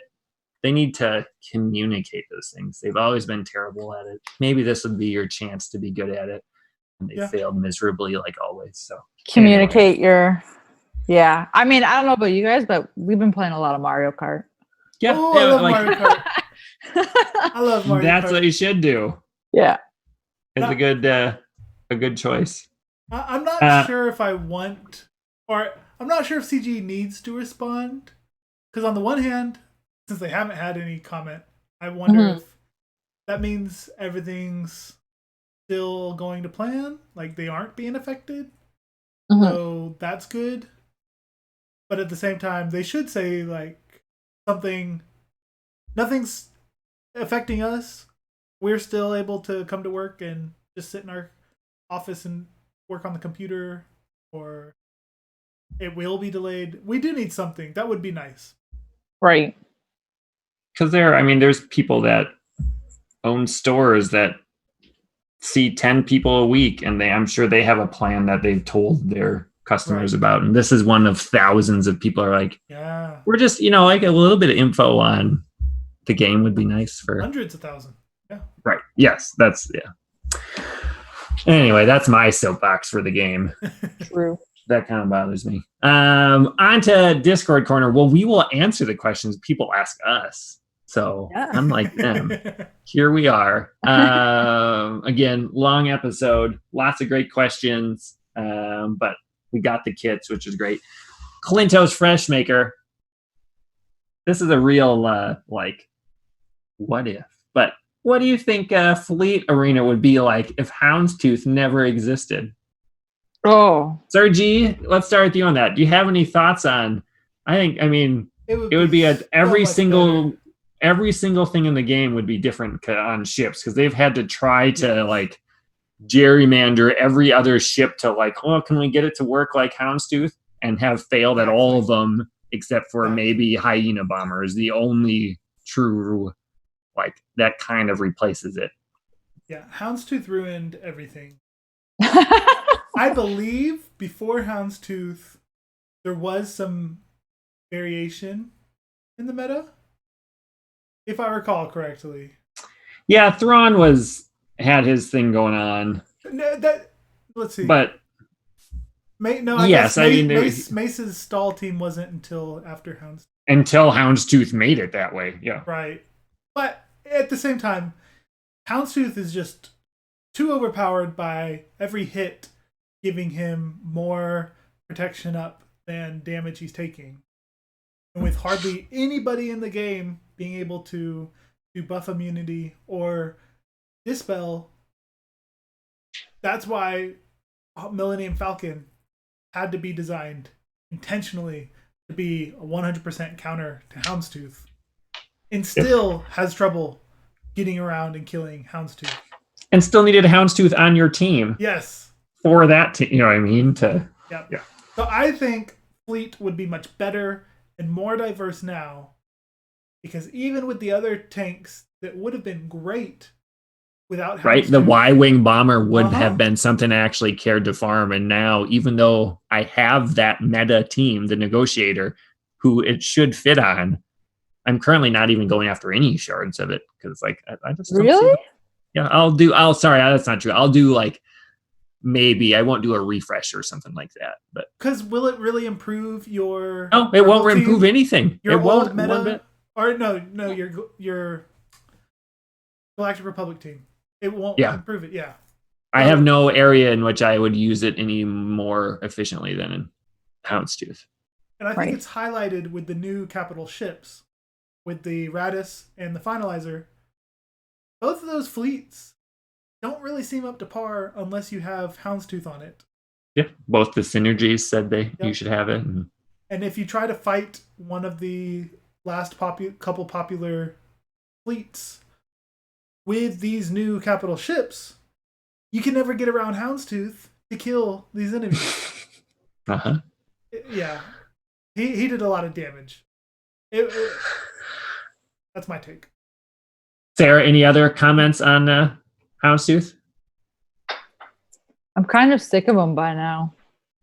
Right? Yeah. Like someone else. My other thing with Houndstooth is like, particularly in Grand Arena or Territory War, when I set my fleet, I set him on defense, right? And then I go for offense. I'm like, well, now what do I do? Because I'm so used to having him, right? So, I mean, it's been fine, but I just don't. I just want him gone. Yeah, and there is no easy because he Not gone, gains but- turn meter without it in there, and Tom I think continuously eventually- comes back. yes, Yeah. whatever. But he was a miscalculation. It's kind of hilarious, can I just say, because at least with characters, we see characters get released and they're always like consistently usually better than the character before them. And with ships, he's still somehow relevant. And how long has he? It's got to be 2 years or something. Right? Like he's still here. Yeah, I want to say it was like August of 18. Like that fall is when they had some of that stuff come out. Yeah. So Right. at least a year and a half. Oh, probably a little bit more. It Yeah. happened So shortly after Bosk came out. Like just So a few Boss months came out later. in May, and he came out later that summer. I'm Right. pretty sure. it was before Chewie, after? Yes, before definitely Chewie. before Chewie. Yeah, How like it a was ridiculous in is that? October of that year. Was it? So anyway, between 18 and 22 months, somewhere around there, it has been the top tank. Yeah. All right. Crazy. I'm with you guys on that one. It would have been different. It's a wonderful life type of scenario. All right, the real Arya Curran. How would you suggest to best use a 5 or 6-star General Skywalker? Every post seems to say he's useless until 7-star, but is that really the case? What other squads can he find a place in for Grand Arena? Sergi, I'm going to start with you again on this one because you used him for a long time like that, and you Yeah. at least found some use for him, right? I don't think he's good mixed into other teams. If he's not the leader, you're not gonna enjoy playing with him. Right, like he's not very good when you just throw him into a Jedi Knight Revan team. Not He's I'll fine. count- He's not bad, but he's not. Yeah, you have to have him be the leader pretty much. I'll counter that, but go on. Okay. Yeah. You need to have him be the leader, and the team has to be 501st, all of them, or else he doesn't get the counter. Mhm. He doesn't get the. I forget what else, but he doesn't get a lot of stuff that you expect from Gas that he's known for. You can see all these videos where he does great. The cover and everything is all built into his leadership. So you really, even at 5 or 6-star, you need to have him be the lead with some strong clones around you. And just do what you can. You won't kill a Darth Revan squad, Sith Empire, but you can still kill a lot of other. Sarah, what So was your counter? my counter was more of a mistake because I did this by mistake. I put him Some of in the best things are.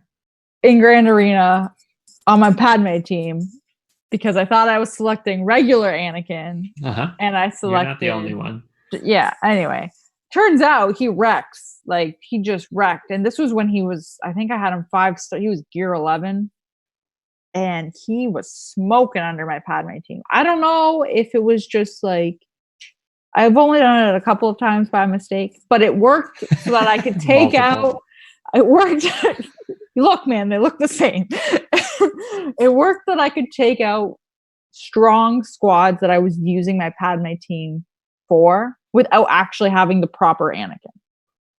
But in defense of that, it's like it doesn't Yeah. get you anything more than your normal Padme would have anyway, and you don't have that full second team. So yes, it works, but it's not Right. as It's not as effective, but it does work. Yeah. And also in defense, you could use Shakti clones if you wanted to which as are your great. second team. Which are great.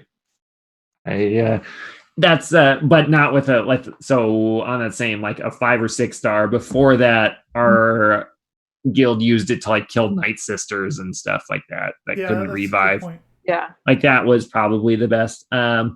I would say my suggestion is save up so that you like at this point they're almost you shouldn't really have a 5 or 6 star General Skywalker very often. Mm-hmm. Like if you're going after him that hard, you should be and should have been saving the currency for a long time now.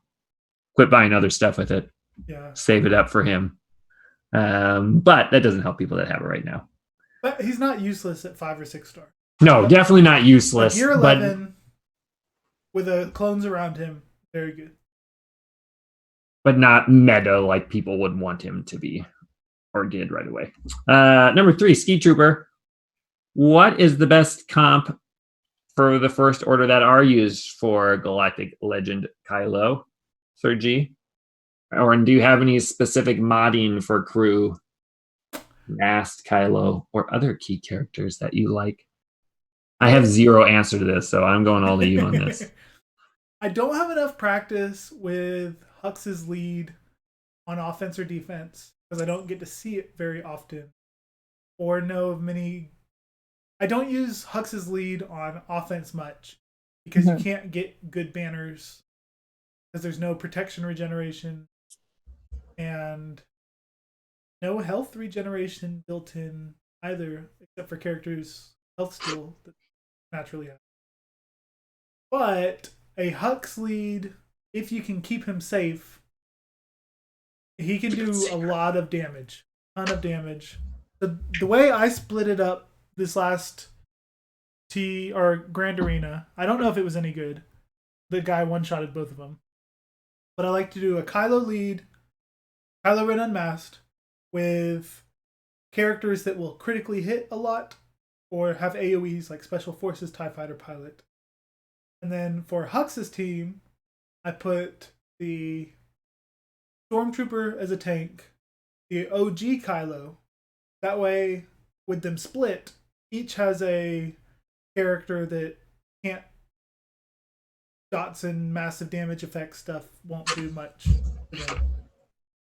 Or percent health effects won't do much to them. Yep. Makes sense. And then the First Order Executioner is the main damage dealer. So I like to stick him on Kylo Ren's team so that that team has a big damage dealer. Because under Hux's lead, all your other First Order, when they counter, are just going to do huge damage. And then for modding them, defense mods with protection or health primaries are good. I'm doing protection because I think that he benefits more from that. Even though he heals when he gets taking damage. Under his lead, I think more protection is helpful. And because they also gain that too. Yes. So when you take damage, you'll keep losing your protection, and then at max health, you'll always gain to where you're at 100% health again. But every time you get a buff, you'll get a little bit more protection, whereas your health will cap hundreds. Masked Kylo, I decided to do an offense and a defense set, which I think will work okay for my Relic 7. But I'm not sure the best way to do him still. And then figuring it out. Yeah, speed for all the support. 3 health sets for First Order Executioner. And 3 crit chance sets for Sith Trooper. Cool. Yeah, that's all stuff I didn't know. Sounds good to me. Excellent. Number 4, Bruce Almighty. I think new to the show here. Welcome. As I'm creating team and unlocking legendaries, so like Palpatine and Thrawn, those types of ones, do I get them all up to gear 12, or is 10 a reasonable expectation, my current method, before moving on to the next team? My guild is doing dark side Geo, but light side Hoth. Not heroic Sith yet, but close. Don't care about PvP, and don't really attack in Grand Arena until it's 3v3. Also, Round Rock, Texas, suburb of Austin here. Well, shout out, welcome. Thanks. I am going to say it's still better to go 12 on one team than to have 3 teams at 10. Sarah, Sir G, what do you guys think? Agreed. Yeah, I would, if you're gonna focus anyone to 12 and you're gonna make it like a hodgepodge, for lack of a better term, I would focus on any legendaries that also double as pilots, such as Thrawn. Yeah. I think it really depends on the team.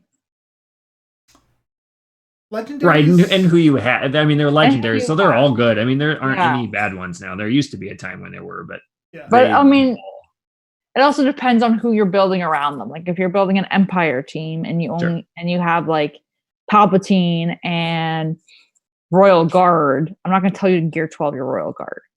Right. You know, the legends themselves are safe to gear 12. Yes. But not necessarily the team around. Yes. And some of them next to them might be, but not all of them. That's a great point. And I think to answer the question, 10 is reasonable. No, that's terrible. But in this game, depth is better than breadth.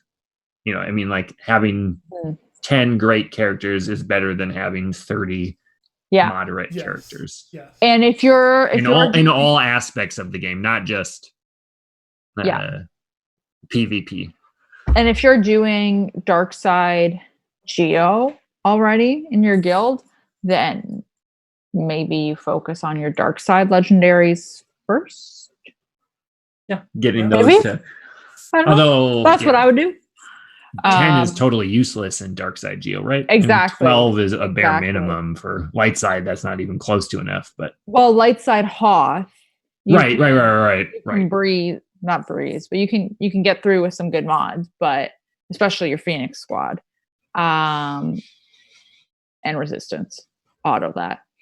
But dark side Geo, you need your gear 12 and relics and all that. So I would put some thought into that side. Also, the game up until lately has all been geared to, or moving toward, or the power level benchmark has been gear 12. So most of the content in the game you can beat at gear 12. So that should be your goal for the characters. Gear 10 isn't going to help you much in any area of the game. It's not 3 or 4 years old already. Yeah. So the new TBs and the Sith Raid, if you're at gear 12, you can perform, your guild can reach that heroic Sith level. You won't be able to do that with 10. Yeah. That's a good point. For sure. All right, number 5, another one from Clintos. What's your plan for Get 1 once you have Malik and General Skywalker at 7-star? Will you alter from this plan due to the high gear requirements for the Galactic Legend? Boy, do I have an answer on this. Hoarding is right up my alley. But Sergi, what do you do? Hoarding. I'd say never let go of that Get 1. Hold it like a 2-year-old finding a penny on the ground. Trust me, they love those. Keeping it in your piggy bank until you're 18. I spend that. No, hoard it. Nope. Yeah. One of you is right. One of you is right. There's nothing even worth getting in with your Get 1 anymore, because I don't arbitrarily spend it. I spend it if I need 4 pieces of something to get to the next gear level, and I have something with Get 1 that I can get 10 of. And then I'm on to the next. Yeah, I'm just doing it. Nothing in there for Get 1. Can you not get somewhere else? Oh yeah, you can totally get it somewhere else, and I buy it elsewhere. But I also need to buy it with Get 1. And that's what he's kind of getting. Like, you need so many of those freaking med pack things. For those that you should maybe you should use that. But I'm still with you. Want to do it, but you're gonna be. I forever had 89,000 in there. That's insane. And that's my level. That's when I can spend it again, because that's when you can spend 89,100 is when that's what it takes to 7-star character. Which is why he had a day 1 General. Which is why I had, and that's having day 1 General Skywalker is worth any amount of stun guns and Gear 12. Yeah. Yep.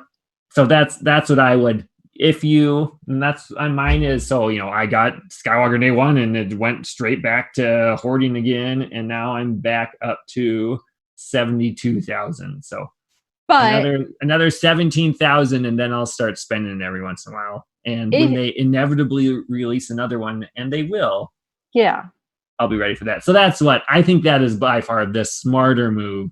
But I also totally get the, I miss out on having a couple things earlier otherwise, as far as gear 13s or 12s or things like that. But I am more of a new character, get them early, than I am a spread out all that we have right now type of player. So that is what I would shoot for. 89,100, get one, then you can spend. Here is the little like counter argument to that. If you want the character to even partake in the event, if you need to hit those gear levels. So that, yes, that's something to consider. And if I am like 20 of those away from unlocking Galactic Legend Ray, will I spend some of my 72,000? Yes. But that's the people that do that are eventually going to spend it. Like, you just skip the whole thing. You don't even look at that store. That's how you hoard. Is you just pretend it doesn't exist. So then once in a blue moon, if you go and get it, you're probably fine. But the people that are like, there's always something to spend it on. Always. So even if you're doing it a little bit, you're going to end up always doing it. Is my take on being a hoarder. Fool me once, shame on you. Yeah. Fool me twice. You're not going to fool me again. Okay. The minute that I hear that we're getting another character release, I will start hoarding it again. And then you'll be 4 months behind it. Yeah. So. But I still have some. I'm not like blowing it. I don't spend it on every time the store refreshes. I'm not like, oh, what do I need in here? It's only when I need a specific thing that bumps me to the next. Okay, I get it's reasonable. It's reasonable. How much do you have? I don't think it's good, but yeah. How much do you think? Do you have 3,000 or 15,000? I have neither of those amounts. Okay, all right. I have 4,800. Okay. See, that's not once in a while. Yeah, that's what I'm with Sir G in there. What you think is once in a while is to me being a willy-nilly, I can't believe you type of spending. Yeah. What is coming right now? Any character is going to be 80,000 to get to. Yes, but what character is coming? Who knows? That's what we don't know. That's what it takes so long to build up that it takes 6 months to do it, that you just have to have that 6 months ready to go. When you finally find out, it's too late. No. Uh-huh. But I want Ray. It was just proven. It was just proven. But I want Ray. October. Yeah, that's it. And if that is your goal, is if you don't care if the next Skywalker or Malik type of character are ready and you're like, it was worth it to get Ray 2 weeks earlier, then I feel like that's a good use of it. Yeah. I also don't have the patience to wait for it to show up or find Right, that's what I get. I just don't have it. People see it as a job then and not a game. Yeah. And I see it as a game when you do that. I personally am like, that excites me to see the number. Like it gives me pleasure to tell you that I have 72,000. It took I enjoy that. What's wrong with you, Faye?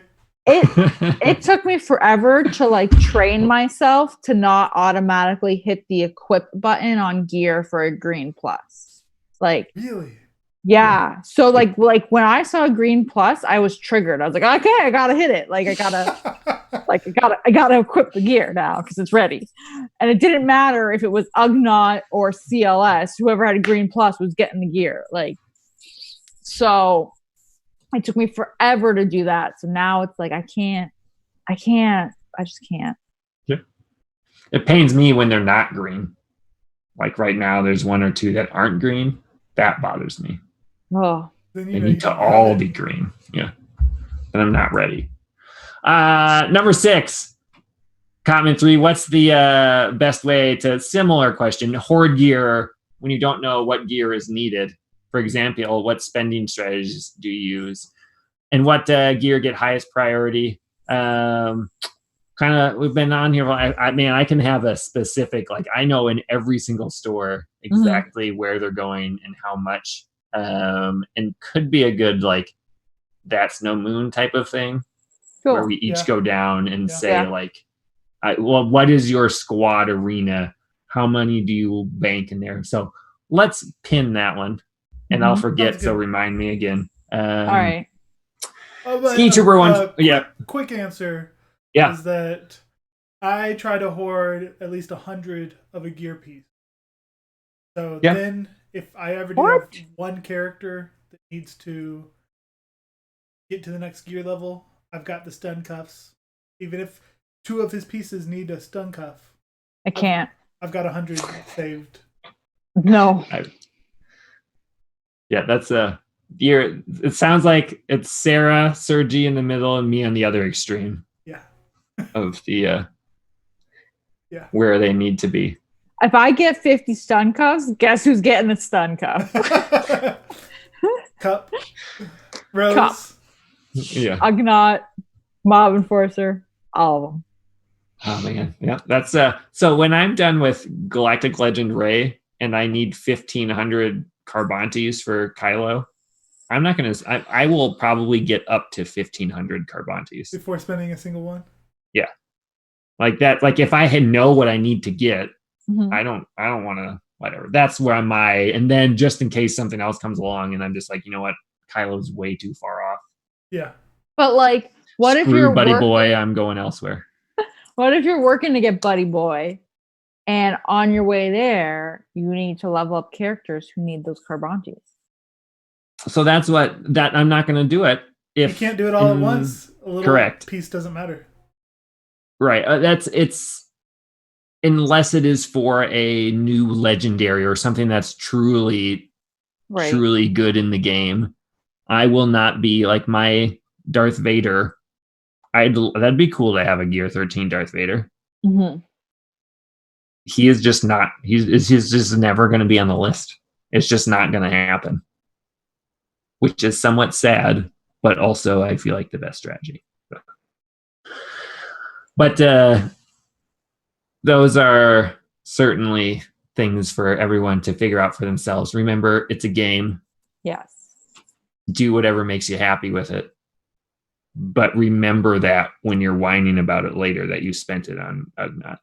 Yeah. Just keep that in mind. That's all I have to say. All right, Ski Trooper. How do you use Malevolence to beat Negotiator? What star levels are required for Vulture and Bomber before it is a viable Grand Arena option against maxed out Negotiators? Do either of you have experience? I have somewhat of an answer, but I don't have a Malevolence. I have no experience. I have Malevolence, but no experience.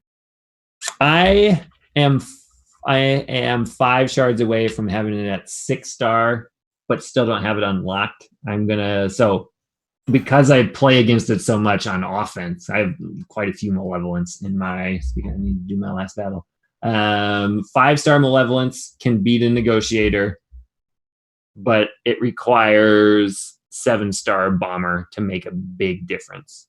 So I think a 7-star Hyena Bomber is more important than a 7-star Malevolence. But we have people climb all the time with 5-star Malevolence. So required, I would say 5-star Malevolence. So unlock. 6-star Bomber is okay, but not great. And 7-star is fantastic. So which is harder to beat, a maxed out Negotiator or a 6-star Malevolence? For me, the 6-star Malevolence has slightly more variation. It's not harder. The win rate is basically the same of 95%. I've just done it so much for both now, but for new, it's hard. Like if you're going against Grand Arena and Malevolence the first time, a lot of people, like it took me a second to realize you don't go after Bomber first. You kill everyone else and go after him last. Because if you try to pound through him, he just has so much defense, and they build up so much of their overcharge stack that when they do all their assists, they can take out Houndstooth in a single move when he has some immunity up and stuff like that. So it takes a little bit of practice, but then it's fine. But if you set it on auto, a 5-star Malevolence can definitely beat a maxed out GK. Nice. So I think the computer is actually better with Malevolence than they are Kenobi. So recommended, I would say 6-star Malevolence, 7-star Vulture and Bomber is what you would need to be consistent and not get knocked back super far. Last but not least, and again, I'll know a little bit more of that probably next time. Darth Danimal wants to know, oh boy, would you rather I like it. have aliens who make first contact be robotic or organic? Oh man. All right. Who went first last? I'll say so. Sarah, what's the answer? Robotic or organic? And obviously why? So I thought about this, and I think I would rather organic, because robotic makes me feel like they're super more advanced than me, which I don't like. I want to have the upper hand. And I think it would be easier to kill an organic alien than a robotic alien. Because reasonable. If you have ever seen Transformers, that's you slice the alien apart and the little hand just keeps going on its own. So but then again, that could happen with an organic alien. You never know. It could be like a worm. It could. But you just decapitate it. Just take its head off. Right, that's the or you're kind of in the mix of Independence Day where they are kind of have the exosuits that are almost mechanical and mixed with the organic on the inside. Look, you just have to do the double tap like in Zombieland and make sure you get it. Rule number 2. Double tap. It is. That's on the one hand, organic means they can be shot. Yep. Yeah. So hopefully you can kill them. Same Transformers argument you guys were just making. But then again, if they're able to create a ship to get here, I doubt their organic beings are coming without armor. So true. Maybe you could upload a virus to robots. Yeah. Independence Day, either way. I mean, that's more of a worked for both because the ship's going to be needed. But the armor's going to have a weak point. I feel like in a reality, they're going to be so much smarter than us. They're like, guys, how about we just don't make the with a point that defeats us? Like, that's like a good idea. You just need to make a shiv. Yeah, and then gets right in. Got to get right in the knee area. That's where it always works the best. Those are all great points. Ones that I had as well. I'm going to go a little bit different direction. Organic, I'm a little more worried they're here to take our junk. Like they're here because they ruined their planet. Whereas robotic, they might have to do some rare earth mining, but they're probably not going after our water and stuff. So might be a little more likely to be friendly in that regard. Organic also, since we're in coronavirus here, the odds of them bringing a microbe that would wipe us all out seems super duper high. So robotic would be more likely to be clean when they come over. So I would prefer that, probably. Because if you think about it, maybe they're not like they have no antiseptic because they don't really care on their ship. They're not wiping it down. Maybe they all have coronavirus. But I also think they would live inside of a ship that would basically just be a vacuum. Like they don't need life support, so then bacteria can live on there anyway. So that's something to be considered. Organic creatures would be more susceptible to ours. War of the World style. Yeah, but organic creatures you could appeal to. They might have more. Yep. Empathy and That was sympathy. exactly my next point. Like that, you would probably be on a more, you could relate to them more level. Yeah. No. Whereas robots, they're just, we want this. We care not for your feelings or your life. And probably had to destroy Right. the organic leaders on their planet first. It wasn't, the robots didn't make True. themselves originally. So to be honest, if it's all robots, they probably went all Cylon and everybody and killed them anyway. So they're probably murderous robots to start. So I think my answer They is probably organic. look like humans. Right, but they, because they modeled themselves after their organic masters and overthrew the Exactly. shackles of oppression, and now they hate all organic beings. So in the What a end, great I think show. right, I think organic is who I would rather make first contact. Do you guys have final answers? Why are we assuming that this will be a hostile first contact? I didn't. I included all the stuff of you're gonna like. Yeah. I think they'll be more relatable and would be less hostile because of those reasons. Okay. And when you add that all up, I think the main downside of organic for me is the chance that they are here to take our junk, but are more likely to be here on a not keeping, but exploratory Star Trek mission. Hmm. I needed some answers from you two, though. I don't have a. I would rather organic. I also feel like I would be less scared of an organic alien than a robotic alien. Same. Yep. Or Like but like they're. I would be more inclined to be like, I want to be its friend versus a robotic alien. I'd be like, let's get the hell out of here. Even if they look like they did in Independence Day. You know what I mean? Like they're Yes. giant like they're giant aliens that are bugs or Starship Trooper. I feel like that would spook me more than Robot Man coming out. I don't know. Also, organic beings have a lifespan, so they'll die at some point. Oh, yeah. Yeah, that's a good point. Even if they took over the planet and oppressed us, yeah, at some point leadership would die, and then they might have different plans for the next. Yeah. And then you could make your move. And like I feel like organic beings would also just have more. You'd be able to like reason with them more, whereas robotic beings, like it's what you say. Like no, like if you tell a robot that like at the end of the day this needs to happen, if they have to kill you to make it happen, they're gonna kill you to make it happen, even if they're your best friend. Yeah. Just look at the robots in Star Wars. Most of them are psycho. Most of them say it's 97% better for me if humans don't exist. So, yeah. I mean, that's the basis of most science fiction and seems true to me.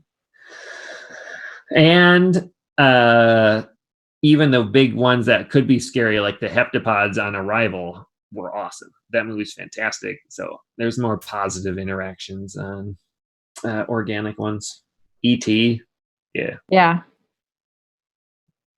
Rank and file, General Skywalker's way better. There you go. There. We'll find out, by the next show. It'll literally be April. So coronavirus notwithstanding, we should have them out. We don't know what it'll take to get it to farm. So I don't know if anyone will have them unlocked then, but they should be close. So right. We'll see. And how many tickets do we need and all that fun stuff? Yeah. So and have them unlocked, but maybe don't have the ultimate done yet for another month. Right. Or things like that. So last but not least, let's head to Uncle Owen's Mush Farm, talk about who and what we're currently farming in game, because everyone knows work comes before going to Tashi Station to pick up power converters. Sergi, tell us about, because you're the different one here. What's the plan right now? What's the first order plan of attack to get the ultimate buddy boy? I veered just to be different from I appreciate it. It would have been boring if we're all like, yeah. I hope it pays off for me. I do too. I hope it does too. I am. Let's see. So I like the way that they have made these requirements. I think that it fits well with the lore, and less ships than I think any of us expected. Oh, for sure. Yeah. To go back on, like they said ships, and it ended Yeah. up being a 5-star capital ship that everyone's going to Yeah. get for free. Yeah. Yeah. So if you look at it, every single first order character in game is needed for the event. And resistance wise, every single resistance character besides C3PO and R2D2, since they're all-time characters, is needed for the event. So you couldn't go wrong with who you farm in a faction. Right, there was no guessing wrong. That's a good point. Yep. So for first order, I took the Kylos first to Relic 7, or as far as I could. And then, like, if you're going to choose to do which ones in an order, I would get Tanks up first. First order Executioner first, just because he's got a lot of use and killing power. Like in Grand Arena, you can use him in a 2 or 3 man team of an enemy Gear 12, and your Relic 5 will just one shot. It's a beautiful thing. And then that should be a catchphrase for you. The way you said that, it felt like it. It's a beautiful thing. And then I have switched over. I'm doing at least one refresh for Sith Trooper and Hux's nodes. Mm-hmm. I'm not sure if I should do 2 or not. I'm not doing 2 because I would have to do 100 crystal for an energy refresh at that point. Because I'm also farming the ships. Yep. I don't want to give up on the droid ships because I also want to have a malevolence. So my timeline is that I will be ready in 2 months for the First Order Supreme Leader Kylo.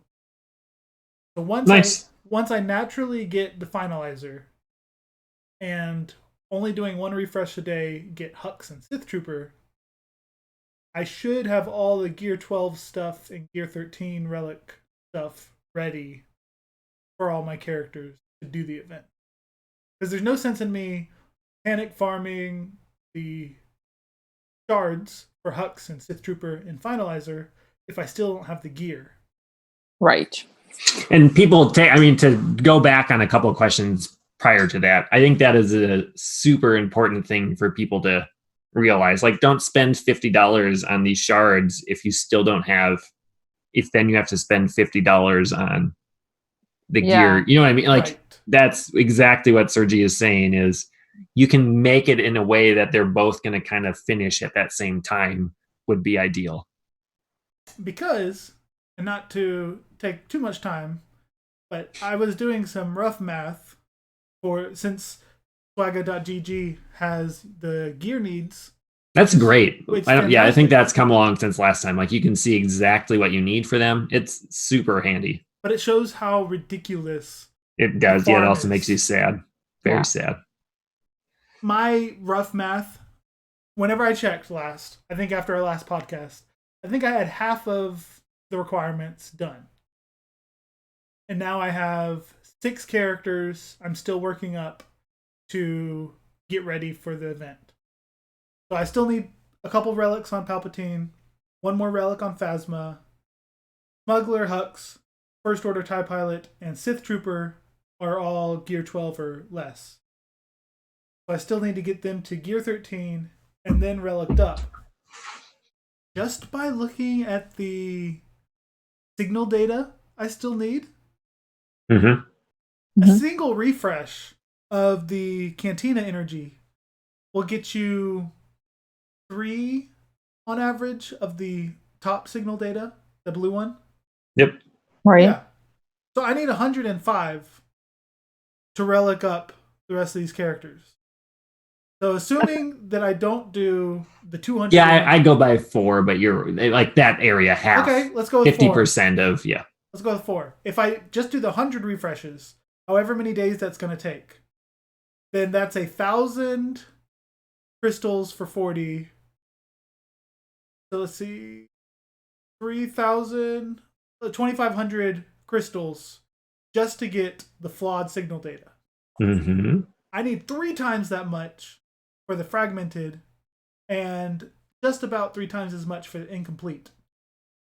So just the signal data for the relics, I'm looking at spending 10,000 crystals in Cantina energy. Yep, and the time to get And the there. time. Yes, and the time, because I don't want to do 200 refreshes, 200 crystal Right. refreshes. Mm-hmm. That's not even considering the Erodium heat sinks. I need 100 of those. If I do the value bargain of the Right. The hollow sewer projectors, lids. yeah, the Mark III hollow projectors, that's still, I had a spreadsheet, I forget, but I've got 100 remaining. I think 300 crystals, one piece will get you 5, or is it 10? 10. 10, okay. Yep. Then that means I need to spend 3,000 crystals on Erodium heatsink. So now, And those are like the value ones. Yes, you know what I mean? that's the value Like, that's the value one. So now just signal data and the Erodium heatsinks, I'm easily at 13,000 crystals, which is more than my bank that I have saved up. I haven't even gotten to Electrium conductors, Zenbittle cards, or which hopefully are just only a couple because you only need 7. But what, 3 of them need 7? So that's not a small thing to get 3 of them to 7. yep. No. Or the 550 shock prod Chirotech I need. Oh, The that's my least favorite. how many of the other one do I need? I need. Boo, Chirotech. I don't see the other one easily. Boo. But just that one piece of Chirotech. 550, 1,400 crystals, or 50 of them. So I need 15,400 crystals just for this shock prod Chirotech. So now I'm at 30,000 crystals needed. Yep. Which is 2 months of arena stuff ish, for a lot of people. Right. Which this is from where I am, which I think is pretty far along. Where I've only like you said, you're over halfway done. Yeah, I've if only not quite a bit more. Like you have all the shards for most of them. And yeah. Whatever. I mean, 3 relic levels on the ones that are Gear 13 already, and then just 4 characters left that I need to get to Gear 13 and relict, and it's going to be at least 30,000 crystals. And that's not even counting the 450 Gear 12 med packs. No, 320 Gear 12 med packs, 450 of that. Gold. And not. By the way, not to make this less happy for you, but you know darn well that Buddy Boy is going to need the worst gear. Yes. Yep. Yeah. He's going to need a Chirotech or 2 at every level from 9 to 12. And then we'll need all of the furnaces. Probably need Ray will for sure need 2 furnaces and the furnace in the finisher probably. And so you'll be like, all right, I got all these. And then you got to go right back into saving up for him or her. Yep. So we're at 30,000 crystals just from signal data, Chirotech. And I haven't even gotten into the old Gear 12, new Gear 12, or Gear 12 Plus, or finisher. That those are the hardest to get. Those are the premium if you want to use crystals to buy them. So if this comes out in 2 weeks and I wanted to be ready day 1,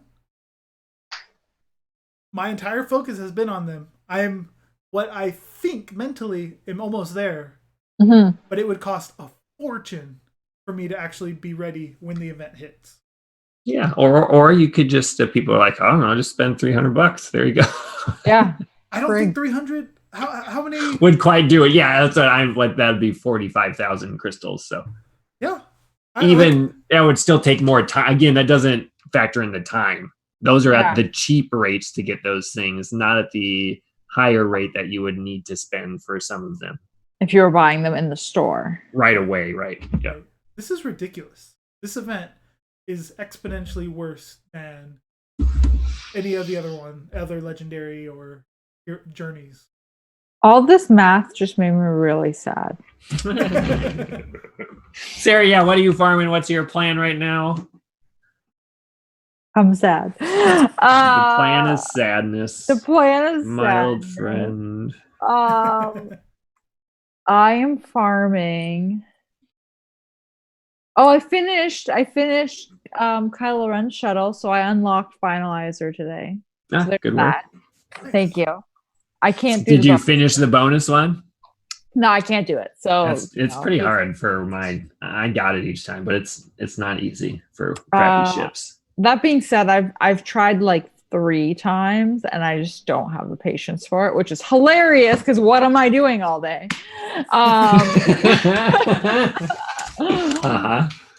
Anyway, so I am farming. I'm still doing Hyena Bomber and Vulture Droid. Vulture Droid's almost done. Is that the one that came out first? Yes. I ask you guys this every week. I'm at 52 out of 100 on him, so he's almost done. Farming new Finn. I'm doing 1 refresh on him. I also bought in the weekly store. I bought 1 purchase. Oh my gosh. That guy? What is I have 2 Finns. That's great. That's here for creepy. You. Right when you brought it up there. They're buddies. They're buddies. Hey, Finn. And they're heroes with their ships. Yeah, they do it. Okay. Creepy. I'm doing 1 refresh on him. We want 2 refreshes, Sarah. Every time you only do 1. Think of that. Do 2. Do 2. Oh. That was fantastic. I bought 1 set of shards in the weekly shipments. I spent the 4,000 crystals and bought 50 shards of them. So I did that. I think that's not unreasonable. I didn't buy Finn. I was like, you know what? He's not farmable yet. I'm going to buy him and catch him up a little bit to Finn and still focus on Finn. So I'm farming him. I'm farming the Y-Wing still, and I'm farming Hux and Sith Trooper, whatever, the new one, the red guy, and all of the gear. Gear to gear. All the gear.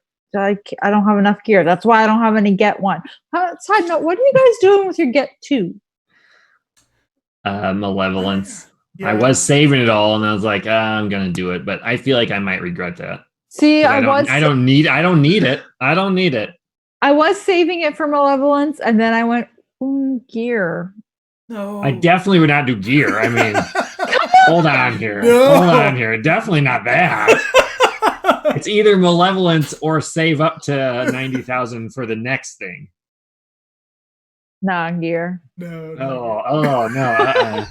For a second, I was like, "Yeah, that's pretty wise, Sarah. I would do that." Yeah. And then so